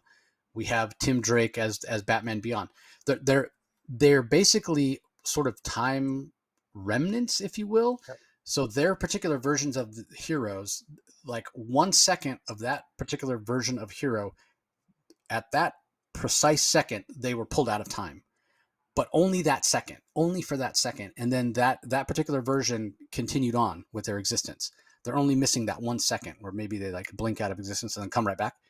So these are beings that are basically like shadows, if you will. I think quantum ghosts is what Mr. Terrific called. Quantum ghosts, if you will, is what Mr. Terrific calls them. So eventually they will stop existing, and so who better than these heroes who still have all the memories and feelings and values of the heroes that they are 1 second of their existence. They still have all those same values and what have you. So yeah, they're definitely willing to go and use whatever remaining time they have left to go on this suicide mission into hell. So super interesting premise from Mark Waid. The art from Dan Mora is really, really fantastic. The reason this didn't rank higher for me, though, is as much as it ties into DCKO, it's completely its own separate thing. And I just don't know at this point how important it is, right? This has nothing to do with Apocalypse in a way or the DCKO tournament. It's very additive. I don't think this is necessary. And that's why I went back and forth. I almost put it at 6 and put Green Lantern Dark at number 5. Because it just feels like an extra thing that isn't necessarily necessary, as opposed to like Night Fight, which is coming up in November from from Joshua Williamson, where it seems more necessary to the story. Now, all that being said, this could turn out to be very necessary, and we just don't know it yet. Um, but that's why it kind of ranked a little bit lower for me, and I almost took it out of my top five. One other thing that I wanted to mention, I keep forgetting to bring it up, and I think it was in. I don't think it was in the DCKO #1. I think it was in the Omega Prelude. They came out the same week, but I can't remember. But at one point, I think it's Time Trapper, who he uses this word, and I thought the word was so over the top and so crazy, and I wanted to mention it when we reviewed it, and I forgot, and then it kept popping up in my head, especially when I was at the DCKO panel. But there's one point where they talk about, and the Time Trapper talks about the apocalypsification of planet Earth. And that's a lot of syllables, and it's not the easiest thing to say. Apocalypsification of planet Earth. And I just remember seeing that and laughing out loud at what a crazy idea that is, that the Earth Prime is turning into apocalypse. And we see that in this particular issue. So again, it was on my mind. We see the fire pits starting to show up on planet Earth and what have you. And I go, oh, there goes the apocalypsification of planet Earth. So I wanted to bring that up because I forgot to bring it up before. But anyway, I think you enjoyed this a lot more than me, Rocky. For me, this was just okay. Yeah. But again, it like with different art, Green Lantern Dark surpasses this because I enjoyed that story more.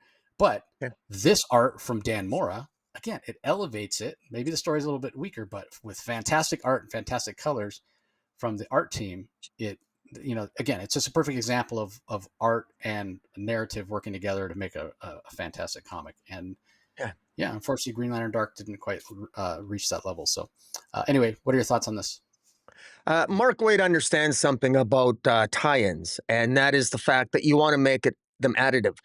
No tie-in, by definition, a tie-in is not necessary to read to understand the main story. You don't need to read any DCKO tie-in, but if they're going to exist, I like to think I bet they should have a point, not like having just, like in the original Crisis, some of the tie-ins to the original Crisis, the so-called red skies, that was the only connection to the Crisis. Whereas here, I find it additive. And when I think of additive, I mean, give me some good character work. Tell me something that I didn't know before, or give me some insights into something, whether it's character or a story of the past or the present story that makes the main story more interesting, or at least something more interesting. And in this case, it's the characters themselves.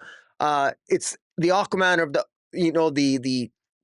I guess the spear-handed Aquaman, Power Girl before the name change. Right? This is like the early Power Girl, Guy Gardner Warrior, Electric Blue Superman, Goldhawk, Tim Drake Batman, of course Batman Beyond, Alan Scott Green Lantern from Kingdom Come, Sophie of Dr. Fate, an Owl Woman from the future Justice League of the 853rd century. These are characters that we know that they're quantum ghosts, and they know that they're going to die. But we also know that these are the types of heroes. We already know these characters, especially if you're a long-term reader like me. Less so if you're not. If you're not familiar with the DC Universe a lot, this issue might have less of a meaning for you. But Mark Waid is aware of that, and so what does he do? There's fantastic moments with Aquaman, where Aquaman himself, for example, knows that he's going to die. He knows that he's in the future. He knows, and so he looks to see what his future is, and he sees that he sees what his future is, and it's emotional for him. He sees an older Jackson Hyde. He sees his daughter. He sees Mara, and he sees his future, and it has an emotional impact for him. He knows what he's fighting for. And that's what's so important. Not that these are heroes. They're going to fight and give their lives anyway.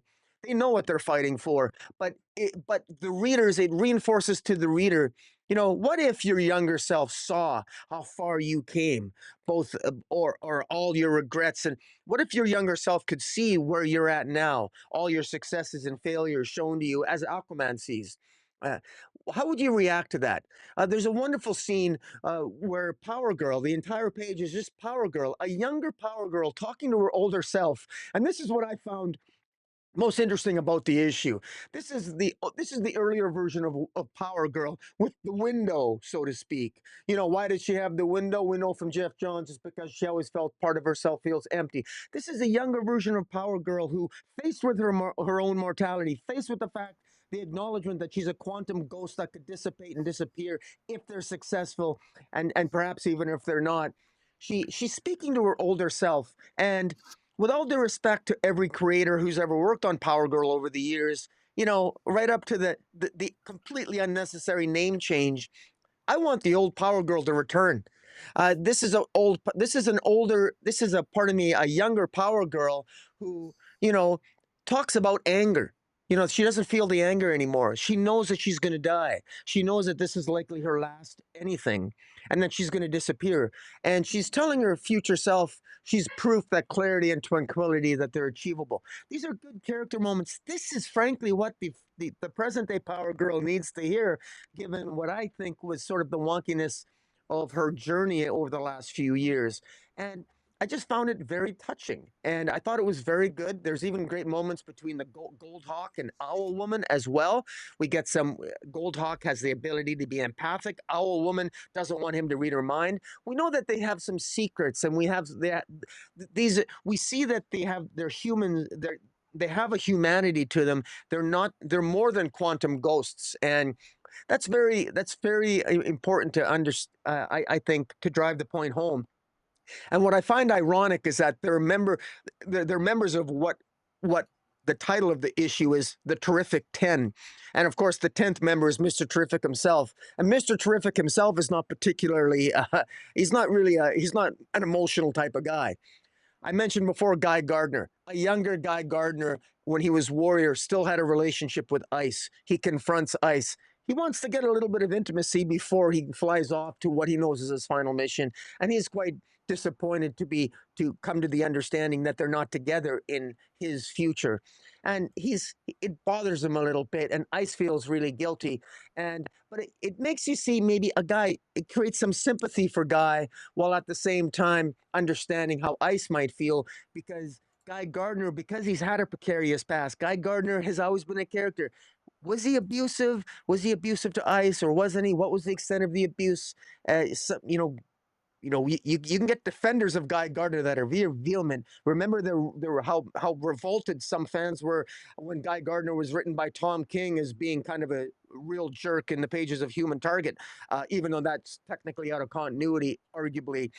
But in any event, I really like what Mark Waid did here, because I think there's something in this issue for everyone. You don't even need to read the main series of DCKO to get some of the emotional moments in this issue. And as a longtime reader, that really hit home for me how much I enjoyed this issue, and I'm really looking forward to. In one issue, I feel for these. I don't want these quantum ghosts to die. In fact, like I said, I want Power Girl to replace the present day Power Girl. In any event, I really enjoyed it, and compliments to Mark Waid and Dan Mora's art's fantastic. Yeah, again, the art really elevates it. God, there was something you said that I wanted to comment on, and now I can't remember what it was. So it must not have been that important. I think maybe it was to do with Power Girl. But anyway, I remember what I was going to say. I Any flashbacks to Heroes in Crisis? It wasn't a 9-panel grid, but she's doing that confessional, recording that message to her older self, and I got a little bit of flashbacks, traumatic flashbacks to Heroes in Crisis. I was like, oh no, here we go. Hope she survives it. Oh wait, she won't, because she's a quantum ghost. So anyway, up next we have The Flash number 26, Impulse Control Part 1, written by Mark Waid and Christopher Cantwell, art by Vasco Gregev, colors by Matt Herms, letters by Buddy Bedoin. This is another tie-in to DCKO. Man, what a huge departure. When we talk about changes in tone, right? We had the Jeremy Adams Flash, very lighthearted, very fun, loved it. When Cy Spurrier started Cosmic Horror Flash, I talked to some people. Again, DC was on the minds of everybody at New York Comic Con. I had some people that I talked to, some fans, what have you. They're like, we love the idea of Cosmic Horror for Flash. Really love, I was like, I never thought that was going to work. They liked the idea of it. They didn't necessarily care for the execution or whatever.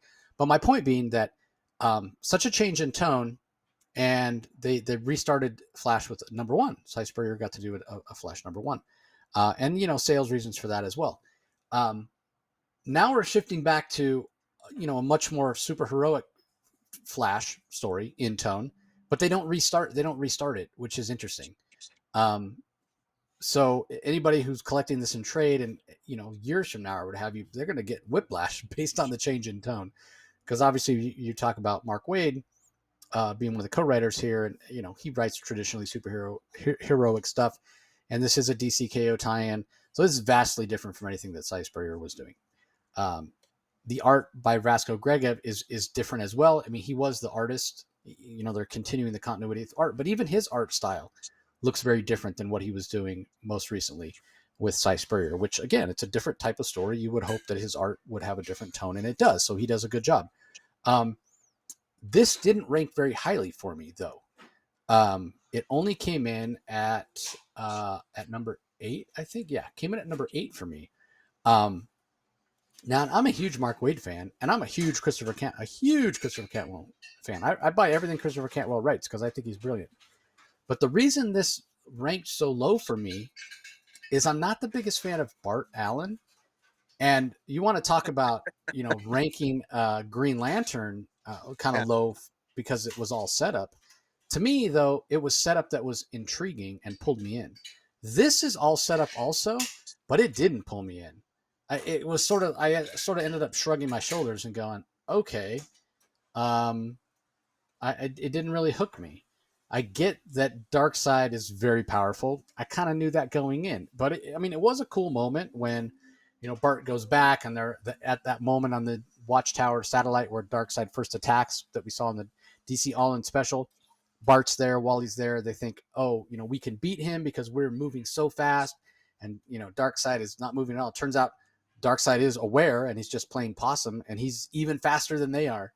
That was a cool moment, probably my favorite moment in the issue. But again, it's not giving me anything new. And although this was a lot of setup, it didn't introduce, I feel like, enough new seeds, as opposed to Green Lantern, where it was set up, but it introduced a lot of stuff that I can't wait to see how it plays out. I can't wait to see what happens next in Flash, but I'm anticipating the trust I have in Mark Waid and Christopher Cantwell that they're going to deliver it eventually, because here the seeds that are planted weren't really much, except maybe for the last page when Wally and Bart are all the way in the past, like prehistoric times, dinosaurs, whatever, and Max Mercury, who maybe the most hopeful and noble of heroes, is talking about wanting to be worthy of the adulation of Darkseid and be a good soldier for Darkseid or whatever.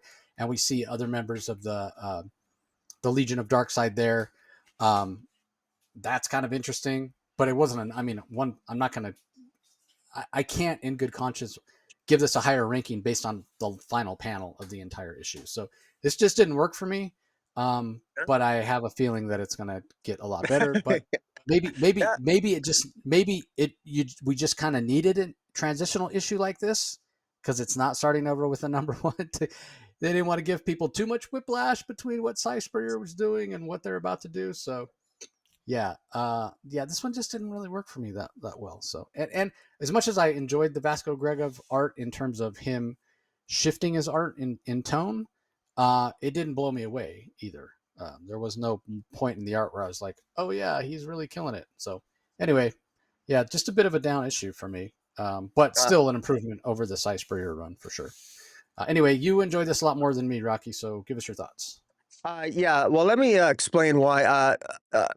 I do think Vasco Georgiev as an artist, I think it was a mistake to have him on this issue, because I think they needed a more of a decisive tonal shift. I absolutely noticed that it was the same artist, and I initially panicked when I opened it. I panicked because I straight up panicked. I thought, oh my God, please, why? Like, why? This is such a different, this is an important tie-in, or I think it is, and I'll explain why it had a different impact on me than it did on you. But in any event, I was pleasantly surprised because this, just to be clear, this is the first time that we've really seen Darkseid since he attacked just and he sort of disappeared. We see Darkseid in action, Darkseid himself in action in the past. One of the questions I had that this comic book answered was for as a DCKO tie-in is I wondered because I did ask and wonder. Well, why don't the heroes just okay? Darkseid is existing. He's slowly working his way to he's Darkseid's in the future. He's working his way back to the present. But then why don't we just go into the past and destroy Darkseid then? And why don't we do that? And because after all, Time Trapper froze time. He slowed down time. Well, Bart Allen, Impulse, in his impulsive nature, he said, well, why don't we go do that? What I love about it is, and it really had an impact on me, is that when they try that, they discover that Darkseid is expecting them. Darkseid is basically saying to everyone, Darkseid is everywhere and every when, basically saying to any hero anywhere at any time era, come and get me, sort of like, it reminds me of Mongol, come and get me, right? In Infinity Gauntlet, right? This is Darkseid saying, I can't be beat. Everywhere, every when, I'm everywhere. You are doomed. I'm coming for you. And I felt that gravitas here, and that I thought, oh boy, if Darkseid is expecting them, and he was playing possum. I thought that was really, truly epic because it magnified and heightened for me just how serious, just how significant it is that the heroes are restricted pretty much at the center of the earth where that Omega, where that the heart of Apocalypse is, where they rebooted it, and with DCKO #1, how important this Omega tournament is because they have to win that Omega tournament. They have to crown a King Omega because literally time, there's nowhere, you can't defeat Darkseid no matter what, and the time stream is completely cut off as well. And I thought that this issue, I thought Mark Waid and Christopher Cantwell did a really good job of emphasizing just how incredibly doomed and infected the time stream is with Darkseid. I can feel, even though they never used the word anti-life in this issue, and I find that curious that the word anti-life is not being, I don't see the word anti-life being used in the CKO tie-ins or even the DCKO proper. But it feels like a sense of doom and gloom and anti-life has infected all of time. And I really felt that in this issue. And that's why it just works so well to me. And I say it's additive. You don't need to read it to get the gist of DCKO, of course not. But for me, it just heightened my excitement that, oh my God, this really does feel like doom and gloom. And that's why I loved it so much. And I've always had, it's interesting, you've never been a big fan of Impulse. I've kind of always had a place in my heart for Impulse since the Young Justice series. He is overzealous. He's always over hyper. He's very true to form here, and you're not going to get a better writer who I was understands going to Impulse say than Mark Waid. the word you're looking for is stupid. Is he stupid? Yeah. Well, and it's an element of his hyperactivity in his brain. He can't slow down his thinking. And Mark Waid scripts him that way. And I always argue that's one of the reasons when for that brief period of time when DC made Impulse the Flash, why it was such a disaster, because there's no way Impulse growing up will ever be Flash. I don't care what anybody says. He's just going to be an adult with the Speed Force equivalent ADHD. But in any event, I enjoyed this issue, and I compliments to the artist as well. I know I started off saying I didn't want him to be on the issue, but he conveyed the gravitas and the issue so well. And by the way, Darkseid isn't just everywhere and every when. Any good thing that's happened in your life in the past has now been rewritten, because just as Impulse and Wally, when they think about incidences in their past, the bully wins. All the stuff and all the good stuff that's happened in your life, it's not good stuff that happened to you in your past. It's bad stuff now. Darkseid has infected not only the past, but our recollection of our past and our past experiences. That's what magnified that. I didn't know that. I didn't know it was going to be quite like that. That's what I love about this issue was conveyed in this one issue, just how significant this is. So in any event. Yeah, I mean, I did appreciate that as well. Like you mentioned, how Darkseid is everywhere and every when. which really elevates him in a lot of ways. Because we know that Thanos was based on Darkseid. Jim Starlin was a huge fan of Jack Kirby and what have you.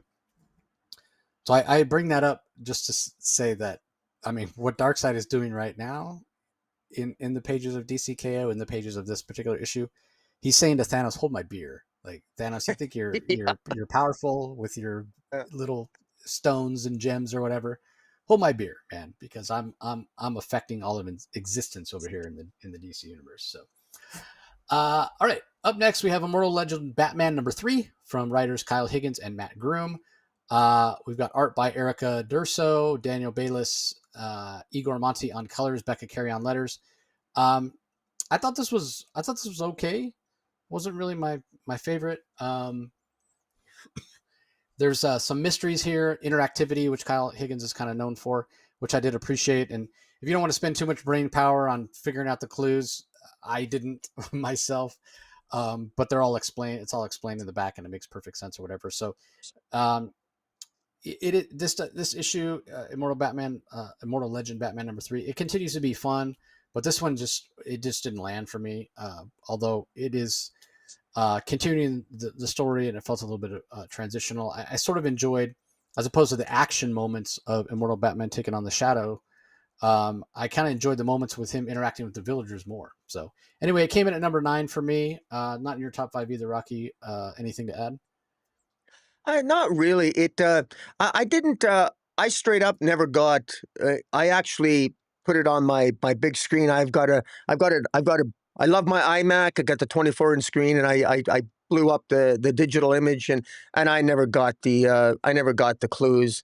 Yeah, I they're actually tough, man. Yeah. well, they're not only tough, but even when I read the solution, I actually don't draw the conclusion that Batman did and how he linked them all. I didn't buy the explanation. It still didn't make like I didn't when you solve a mystery and connect the dots, it should flow to some. I didn't find that the mystery actually led to where the story led Batman in my view. We won't go there. There's a whole explanation page on the back of it. It actually reminded me a little bit. My wife and I, we always play the New York Times games like Wordle, and we play that. I subscribe to the New York Times, and my wife and I always play Wordle, and we do the crossword puzzle, and the queen and the word bee and the what have you on the end. And I felt like I was doing another puzzle here, so I was up to the challenge, and I actually kind of I gave myself the challenge, but I failed. I gave up, and I had to go to the end. I gave up. It was. Um, I didn't find it was as much fun as the last time you and I read something like this. We had a lot of fun with Jeremy Adams. He did an issue of The Flash where the Flash did that, and I thought it was quite good. But and this one, it wasn't bad. And I want to give a shout out to Higgins, Kyle Higgins, because I appreciate him doing that. I actually think And Matt Groom. What's that? And Matt Groom, co-writer Matt And Groom. Matt Groom, thank you. I do appreciate them doing that because it did actually pull me into the story. It really did because I'm good for and so yeah, kudos to them. And yeah, by all means, put more of it in there. I'm really curious to see how successful this series will be long term. Because it is trying to. It's interesting. It's Batman. It's sci-fi. It's a little bit of Power Rangers. Dare I say it's a little bit of what's Kyle Higgins' other famous Radiant Black. Radiant Black. Yeah, so it has elements of all those things, which is kind of cool. And so I'll continue to read this, and I might even pick it up in a trade. Who knows?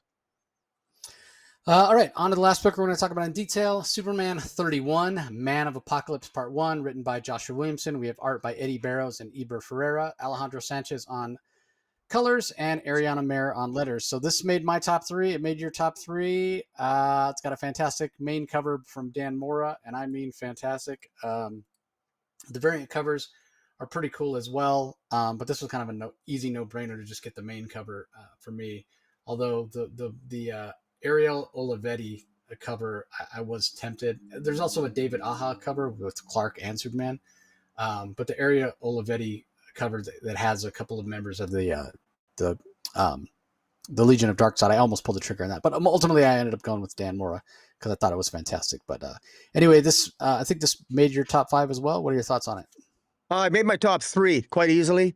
And this is one of those rare moments where every single one of the covers, and I'm the guy that always bitches about too many covers. I'm not a fan of variant covers, but I got to admit, I love every single one of them. I'm going to try to get all of them. And the only reason I wouldn't would because my retailer will sell out of them, I'm sure. But I love all these covers. My goal is to get all these covers for this issue. I love them all. I think they're awesome.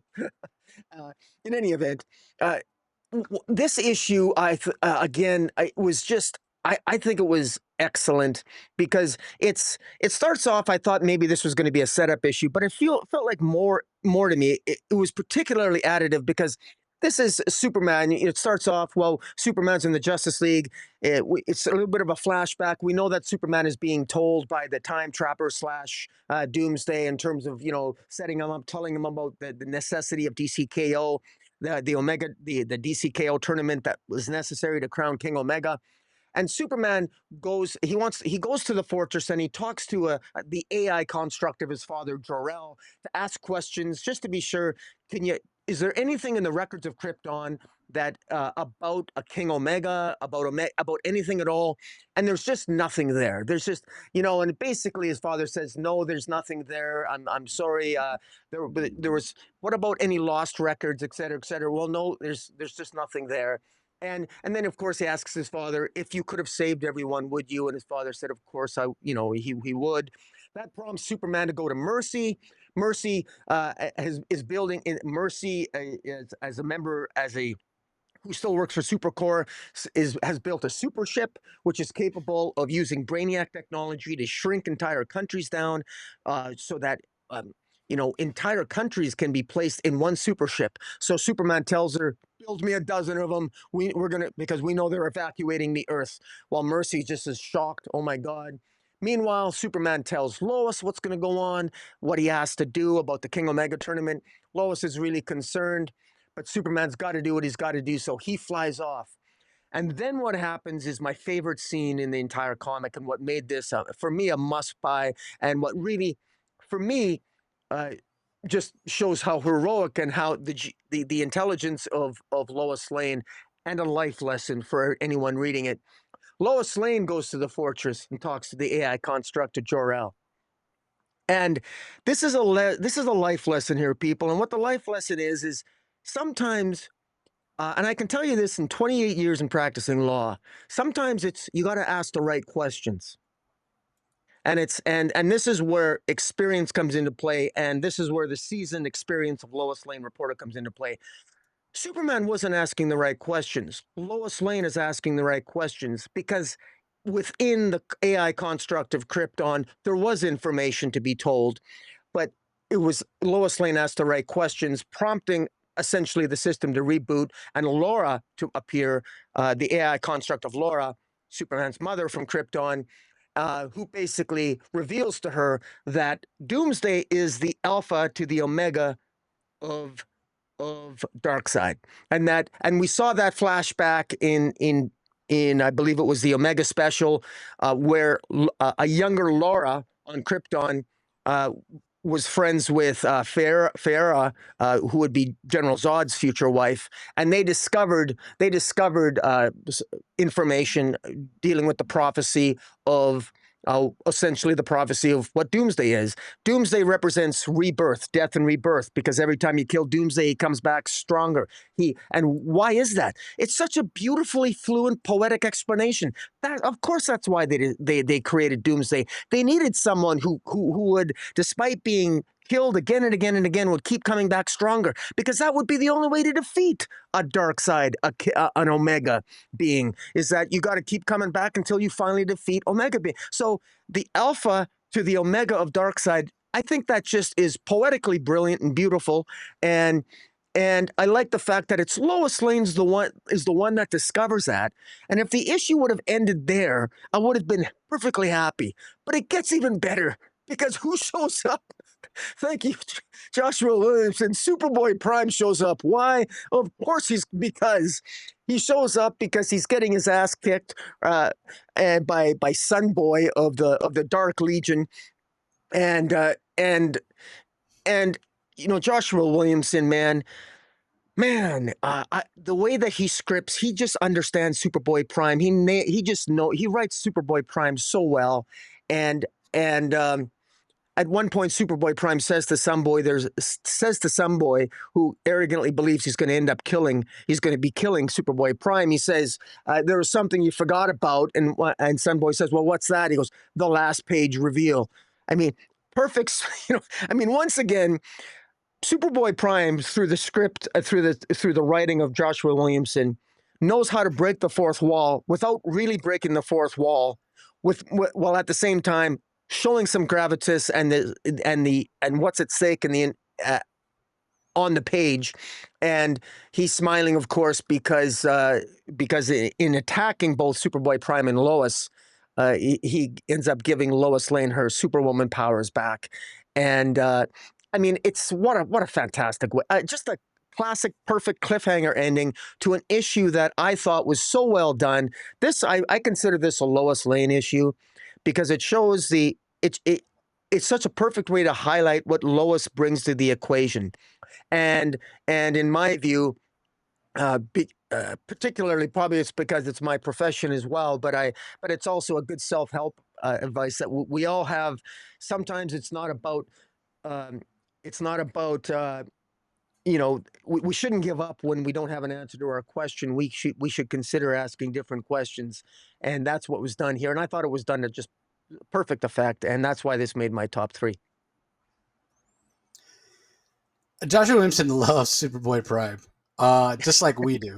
And he feels like he hasn't necessarily gotten his due, and he's given him his due now. And again, I had a long conversation with him at New York Comic Con about how much he loves Superboy Prime, and again, like I should have known better. And he's like, I told you. He the reason that he needed to go on that mission was because he could do what Superman couldn't, and basically lie to the Legion of Darkseid, even with Saturn Girl reading his mind and what have you. So it makes perfect sense. And here he is again doing the things that nobody else can do. And on top of that, during that DCKO panel when it was announced that the Legion is coming back and Joshua Williamson's going to write it, and it was such a touching moment when he mentioned, going and kind of asking for Mark Waid's blessing.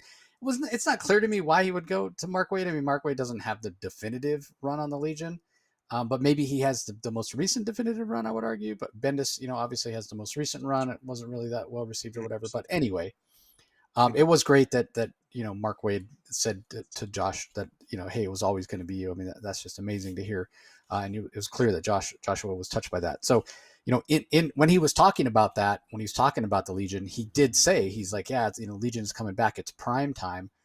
Now, it's not officially announced or whatever, but when he said it's the Legion is coming back and it's prime time, like I took that to mean this is going to be like Superboy Prime and the Legion of Superheroes. Now, again, I'm purely speculating. I think you're right. I hope you're right. I love that. I love that idea, right? Because especially when you go back and look at the idea of the Legion of Superheroes, classic Legion of Superheroes, it's very Silver Agey, right? Like even their names, Bouncing Boy and Matter Eater Lad and Lad and Lass and Boy and Girl and whatever. It's just so Silver Agey and sort of innocent and from a bygone era, and that juxtaposes so well against the edge that Superboy Prime has that Rocky rightly mentioned that Joshua Williamson seems to nail.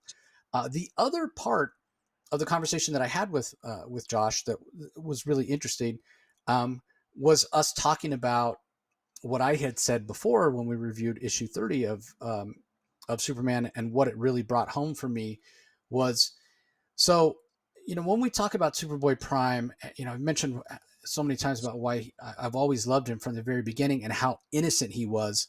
Like when you talk about that first Superboy Prime that showed up in the DC Comics Presents and the original Crisis, that Superboy would fit in so well with that Silver Age version of the Legion because he was so naive and innocent in so many ways. And that's what makes him such a tragic figure, that he became corrupted and, killed all these people or whatever. And so that's what makes it, again, interesting to think of him in the Legion having gone through this. But the conversation that Josh and I had, it was like, as much as I would like to go back to that version of Superboy, you just can't. He's been through too much. He's been through too much trauma, and this is the edge. So he can still be a hero, but he's always going to have that edge. He's always going to have that trauma. That's what Josh did so well in issue 30, and what he continues to do with the way he writes Superboy Prime is, yes, he can be working on redeeming himself and feeling like he'll never quite make up for all the terrible things that he did, but he can continue to strive and be inspired by Superman of Earth Prime and try to do better and make up for those terrible things he did. But no matter what he does, he's always going to have that edge. He's always going to have that sarcasm. You're always going to have that little doubt in the back of your mind. Is he going to flip and heel turn again because of the things that he's done? So it's kind of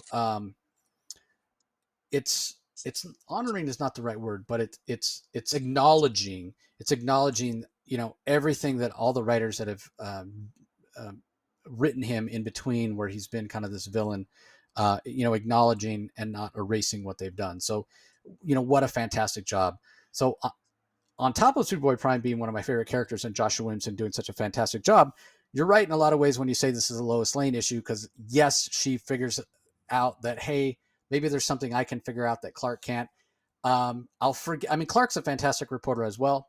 I'll forgive him. He's got a lot on his mind that, his reporting instinct wasn't necessarily triggered the way Lois's was when she heard about it and goes and asks the right questions. But, I mean, in fairness, objectively, Lois is probably a better reporter than Clark is. She's an A+, he's an A. We're talking, we're splitting the hairs here. But I mean, I love Lois Lane as a character, obviously. But on top of this being a Lois issue, what I love about it is it's also a Lara issue. And I feel like Lara, Superman's mother, she doesn't get enough credit. Like, we have so many Jor-El stories,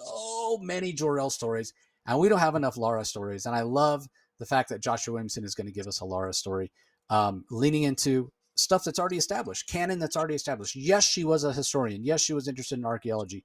Yes, she was interested in the history of Krypton or whatever. So if there's like knowledge that wasn't supposed to be recorded about a King Omega or about Doomsday's possible role in being the Alpha or whatever, Laura is the one that would know. And so I love that the female supporting cast of Superman is kind of taking center stage in this issue, and having Lois get her Superwoman powers back. Man, I'm all for it. It's one of my favorite recent eras of Superman when Lois had the abilities, just because it's so fun. It's so fun to see her with the abilities and getting to relate to Clark in a way that she normally doesn't. So fantastic issue. The Dan Mora art is fantastic as well, not just the cover but the interiors. And Superboy Prime at the end, calling the Legion of Darkseid Sunboy a dork. Yeah. That's not really how I would read it. Not really the word I would use necessarily, but it does work. A lot of fun. This is fantastic issue. Fantastic. So, all right. Like I said, that does it for the single issues that we're going to cover in detail. There are a few collections out this week. We have the DC Sonic the Hedgehog trade paperback, which collects all 5 issues of that recent crossover. We've got Why the Last Man, Unman, getting a DC compact comics edition. So it's collecting 248 pages. So it's not collecting the whole thing, and it doesn't actually say how many issues that is. I mean, I would think that's about 10 issues, probably, maybe 12 issues of the Brian K. Vaughan acclaimed series. Also, DC's Finest is getting an events book. It's a DC Finest Events, Crisis on Infinite Earths Part 1. So this is collecting a bunch of the 4 issues of the Crisis on Infinite Earths, so 1 through 4, but also all the tie-ins that go with those issues. So if you have never read Crisis on Infinite Earths, this is your chance to check it out. I highly recommend it, because you're not going to be able to find these issues for this price. I mean, it's $40. It's 544 pages. and you get Swamp Thing 39, Batman 389, 390, 391, Detective Comics 555, 556, 557, 558, Justice League of America 244, Green Lantern 194, Wonder Woman 327, DC Comics Presents 78, Infinity Inc. 18 and 19, The Fury of Firestorm 41, All Star Squadron 50, 51, and 52, The Loser Special, and those the first 4 issues of Crisis on Infinite Earths. Again, 544 pages for $40. If you have never read Crisis on Infinite Earths, now's your time to jump on. And that's just, it's classic stuff. Classic stuff. We also have Swamp Thing getting a collected edition. This is the recent Len Wein, late great Len Wein and Kelly Jones. They did a 6-issue Swamp Thing series in 2016, and then there's a Swamp Thing winter special that I think Tom King did in right around that same era. But it also collects some issues of the classic Swamp Thing series from 1982. Issues 94 and 100, and then some Batman issues and a Convergent Swamp Thing issue as well. So it's a big celebration of Len Wein's work on Swamp Thing. There's also a new Teen Titans young adult in the Cami Garcia Gabriel Piccolo universe. It's Starfire. She's getting her trade paperback. The Robin one that came out recently sold out. In fact, I ran into somebody. Cami Garcia was at New York Comic Con. I ran into one of the people that kind of works for the management company that handles her booth and signing whatever. She was running around the convention trying to find more copies of that YA Robin book because they brought like 4 cases of it and they sold out of all of them.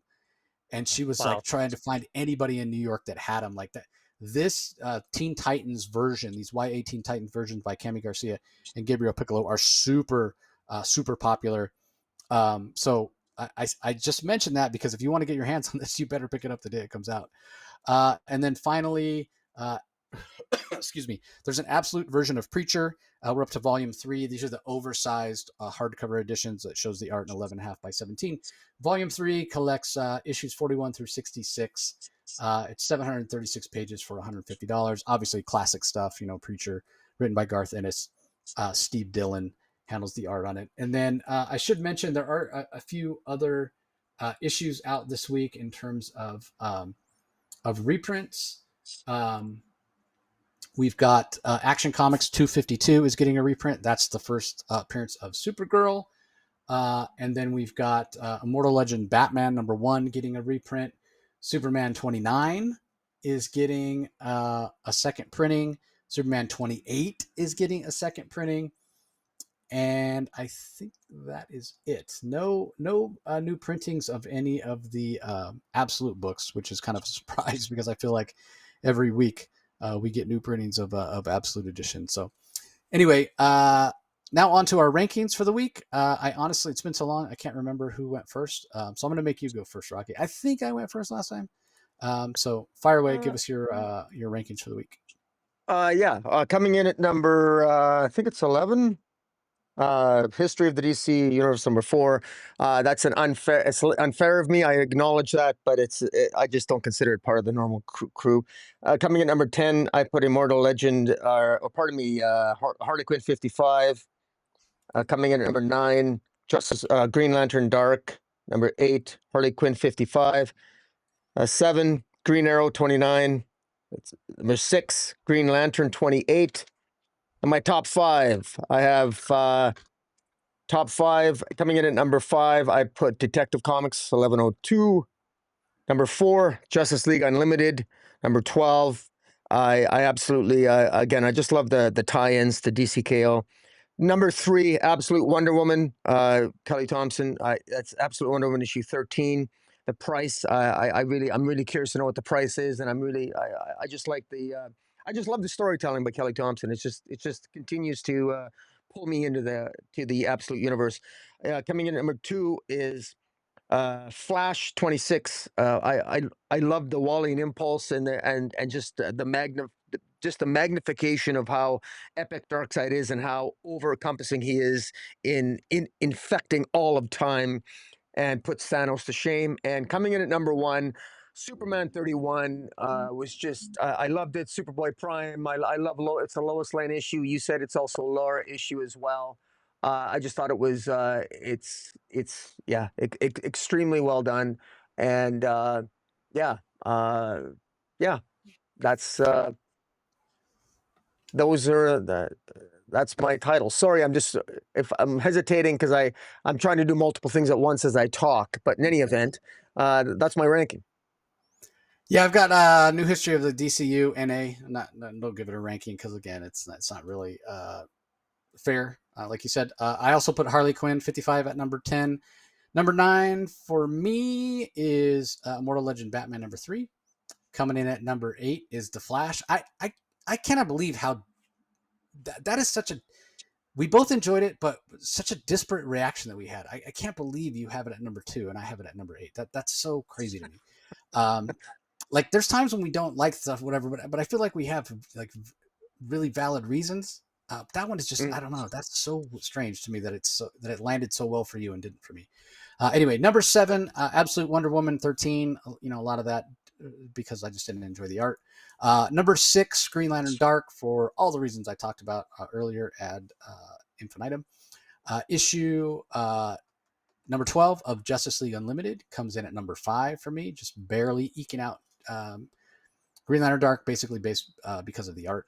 At number 4, I've got Green Arrow number 29. At number 3, Green Lantern number 28. At number 2, I have Detective Comics number 1102. And at number 1, I also have Superman 31. You know, sometimes we try to switch it up because we don't like to have the same one, kind of spread the love, but I can't pick anything else. It's so good. And let me say this. I feel like if Joshua Williamson brings the same level of excellent writing to Iron Man, who I mentioned before is one of my favorite, if not my favorite, single favorite Marvel character. It's between him and Hulk, and Ghost Rider's up there too. Those are definitely my top 3. The Johnny Blaze Ghost Rider. If Joshua Williamson nails it on Iron Man, he's going to be my writer of the year. Like he has been killing it lately. And the only thing that I wish for Williamson is I wish we were getting an absolute title from him. I really want to see him cut loose on an absolute title, and maybe there's plans for that. I don't know. I mean, I don't want to give the guy more work. He's writing G.I. Joe. He's writing Iron Man. I think he just finished up his Dark Ride Image series earlier this year. He's obviously has Superman. He's helping with KO. He's got a lot of plates spinning. He's super busy. On top of which, he's gotten himself in great shape recently and lost a bunch of weight. So, yeah, he's doing a fantastic job, and I love it. And it was great to see him at New York Comic Con. And yeah, if he keeps this up, like I said, no doubt, my writer of the year for 2025. So, all right, well, that's going to do it for this episode, everybody. Again, interviews from New York Comic Con coming up real soon. I have released a few already. I had a chat with a gentleman by the name of Bear Walker who makes skateboards. And he makes these high-end custom skateboards, and he does like Yu-Gi-Oh! And Avatar: The Last Airbender and all these great stuff. Well, he recently got the license from DC to make a few DC skateboards. I got a chance to see him there. There's like Mr. Freeze and a Batman one and a Penguin one, what have you. He loves it. This is like a bucket list thing for him. He's one of us. He collected comics. He wrote, skated a lot, and now he's doing his conventions or whatever. And it's really awesome. And these are handmade skateboards. So I had a conversation with him. That's already out. Also had a conversation with Dean Haspiel, who's been on the show before. He's got a Kickstarter going on right now for a bunch of his different properties. That is only has a few weeks left, so I encourage you to go and check that out. I also have already released the conversation I had with Cullen Bunn at the Ignition Press booth about his recent release from Ignition Press, first issue of Deluge, which is a fantastic read. I highly recommend that. And I've got that Cy Spurrier, Aaron Campbell conversation coming up. I've got one with Thomas Jane. If you recognize that name, he played the Punisher. He played Detective Miller in The Expanse. Super talented actor. What you might not know, he's one of us. He collects comics. He especially loves 1950s EC books, but he's got this fantastic Comixology original called Lycan, which the art on this is amazing. The story is awesome. Definitely go and check it out. So I have that conversation coming. There's a kind of a Star Wars / Indiana Jones inspired story called why am I drawing Ulysses Monarch? The Adventures of Ulysses Monarch by it's also a Comixology original by Mark Guggenheim. I talked with Mark about that. There's an upcoming Comixology original that's sort of inspired by a Yankee in King Arthur's Court from Mark Twain, the very classic early I think it's early 18th century novel, or maybe late 18th century. But anyway, this baseball fan he's at a baseball game, gets hit by a foul ball, gets transported back to King Arthur's Court, and he's just this like New Yorker, that a plumber, if I'm not mistaken. He knows plumbing and baseball, the only two things he knows, and he gets transported back. It's by a guy named Neil Clyde. So that's coming up. I had a chat with him as well. So a bunch of interviews from New York are coming. They'll be out later this week. So definitely look for those. You're going to want to head over to the Comic Source channel on YouTube. Just do a search for the Comic Source. Once you're there, like, comment, subscribe, and ring that notification bell so you know when new content is coming out. If you prefer to listen audio only, the DC Spotlight every week, as well as all the other content from the Comic Source comes out on our podcast feed. So go to whatever your favorite podcasting app or platform is. Do a search for the Comic Source and subscribe. Thousands and thousands of past episodes to go and check out. And also, don't forget, if you're checking this out on YouTube on Rocky's channel, Comic Space Boom ! Be sure you're subscribed here as well, because we always are putting out content like this every week with the DC Spotlight, as well as Rocky's previous episodes. So again, like, comment, subscribe. Let us know what you thought about this week's books, and don't forget to ring that notification bell so you know when these episodes drop. The DC Spotlights, they should come out late Tuesday, early Wednesday every week, assuming that we don't have other life stuff getting in the way. So, yeah, we will definitely try to get that New York Comic Con wrap up episode up later this week, hopefully, as well as getting out those interviews. So, a lot going on. Yeah, and the holiday season coming up, which is going to make me even busier. But there's so many great comics out right now. I really want to get some reviews up for a lot of stuff. So. Yeah, we actually got a request in one of the comments, because next week is fewer comics to review for DC. The request was that we talk about our favorite indie titles next week, because we only got like 5 or 6 DC comics. Yeah, it's a fifth week. Yeah, it's been a request that we talk about our favorite indie titles. So I was going to talk to you about that. I got no problem with adding some additional commentary on that, and I don't think you would either. Man, you guys want a 6-hour episode? You want to talk about great indie books right exactly. now? Holy crap. We have to narrow it down. Yeah, I mean, we're talking about Power Fantasy, By a Thread, Geiger, Hornsby and Halo, World Tree, Radiant Black, Rogue Sun. Like, we can go on and on and on and on and on. So yeah, we'll definitely figure something out for that, everybody. So again, that's going to do it for this episode. Appreciate you joining as always, everyone, and we'll talk to you next time. Catch you later.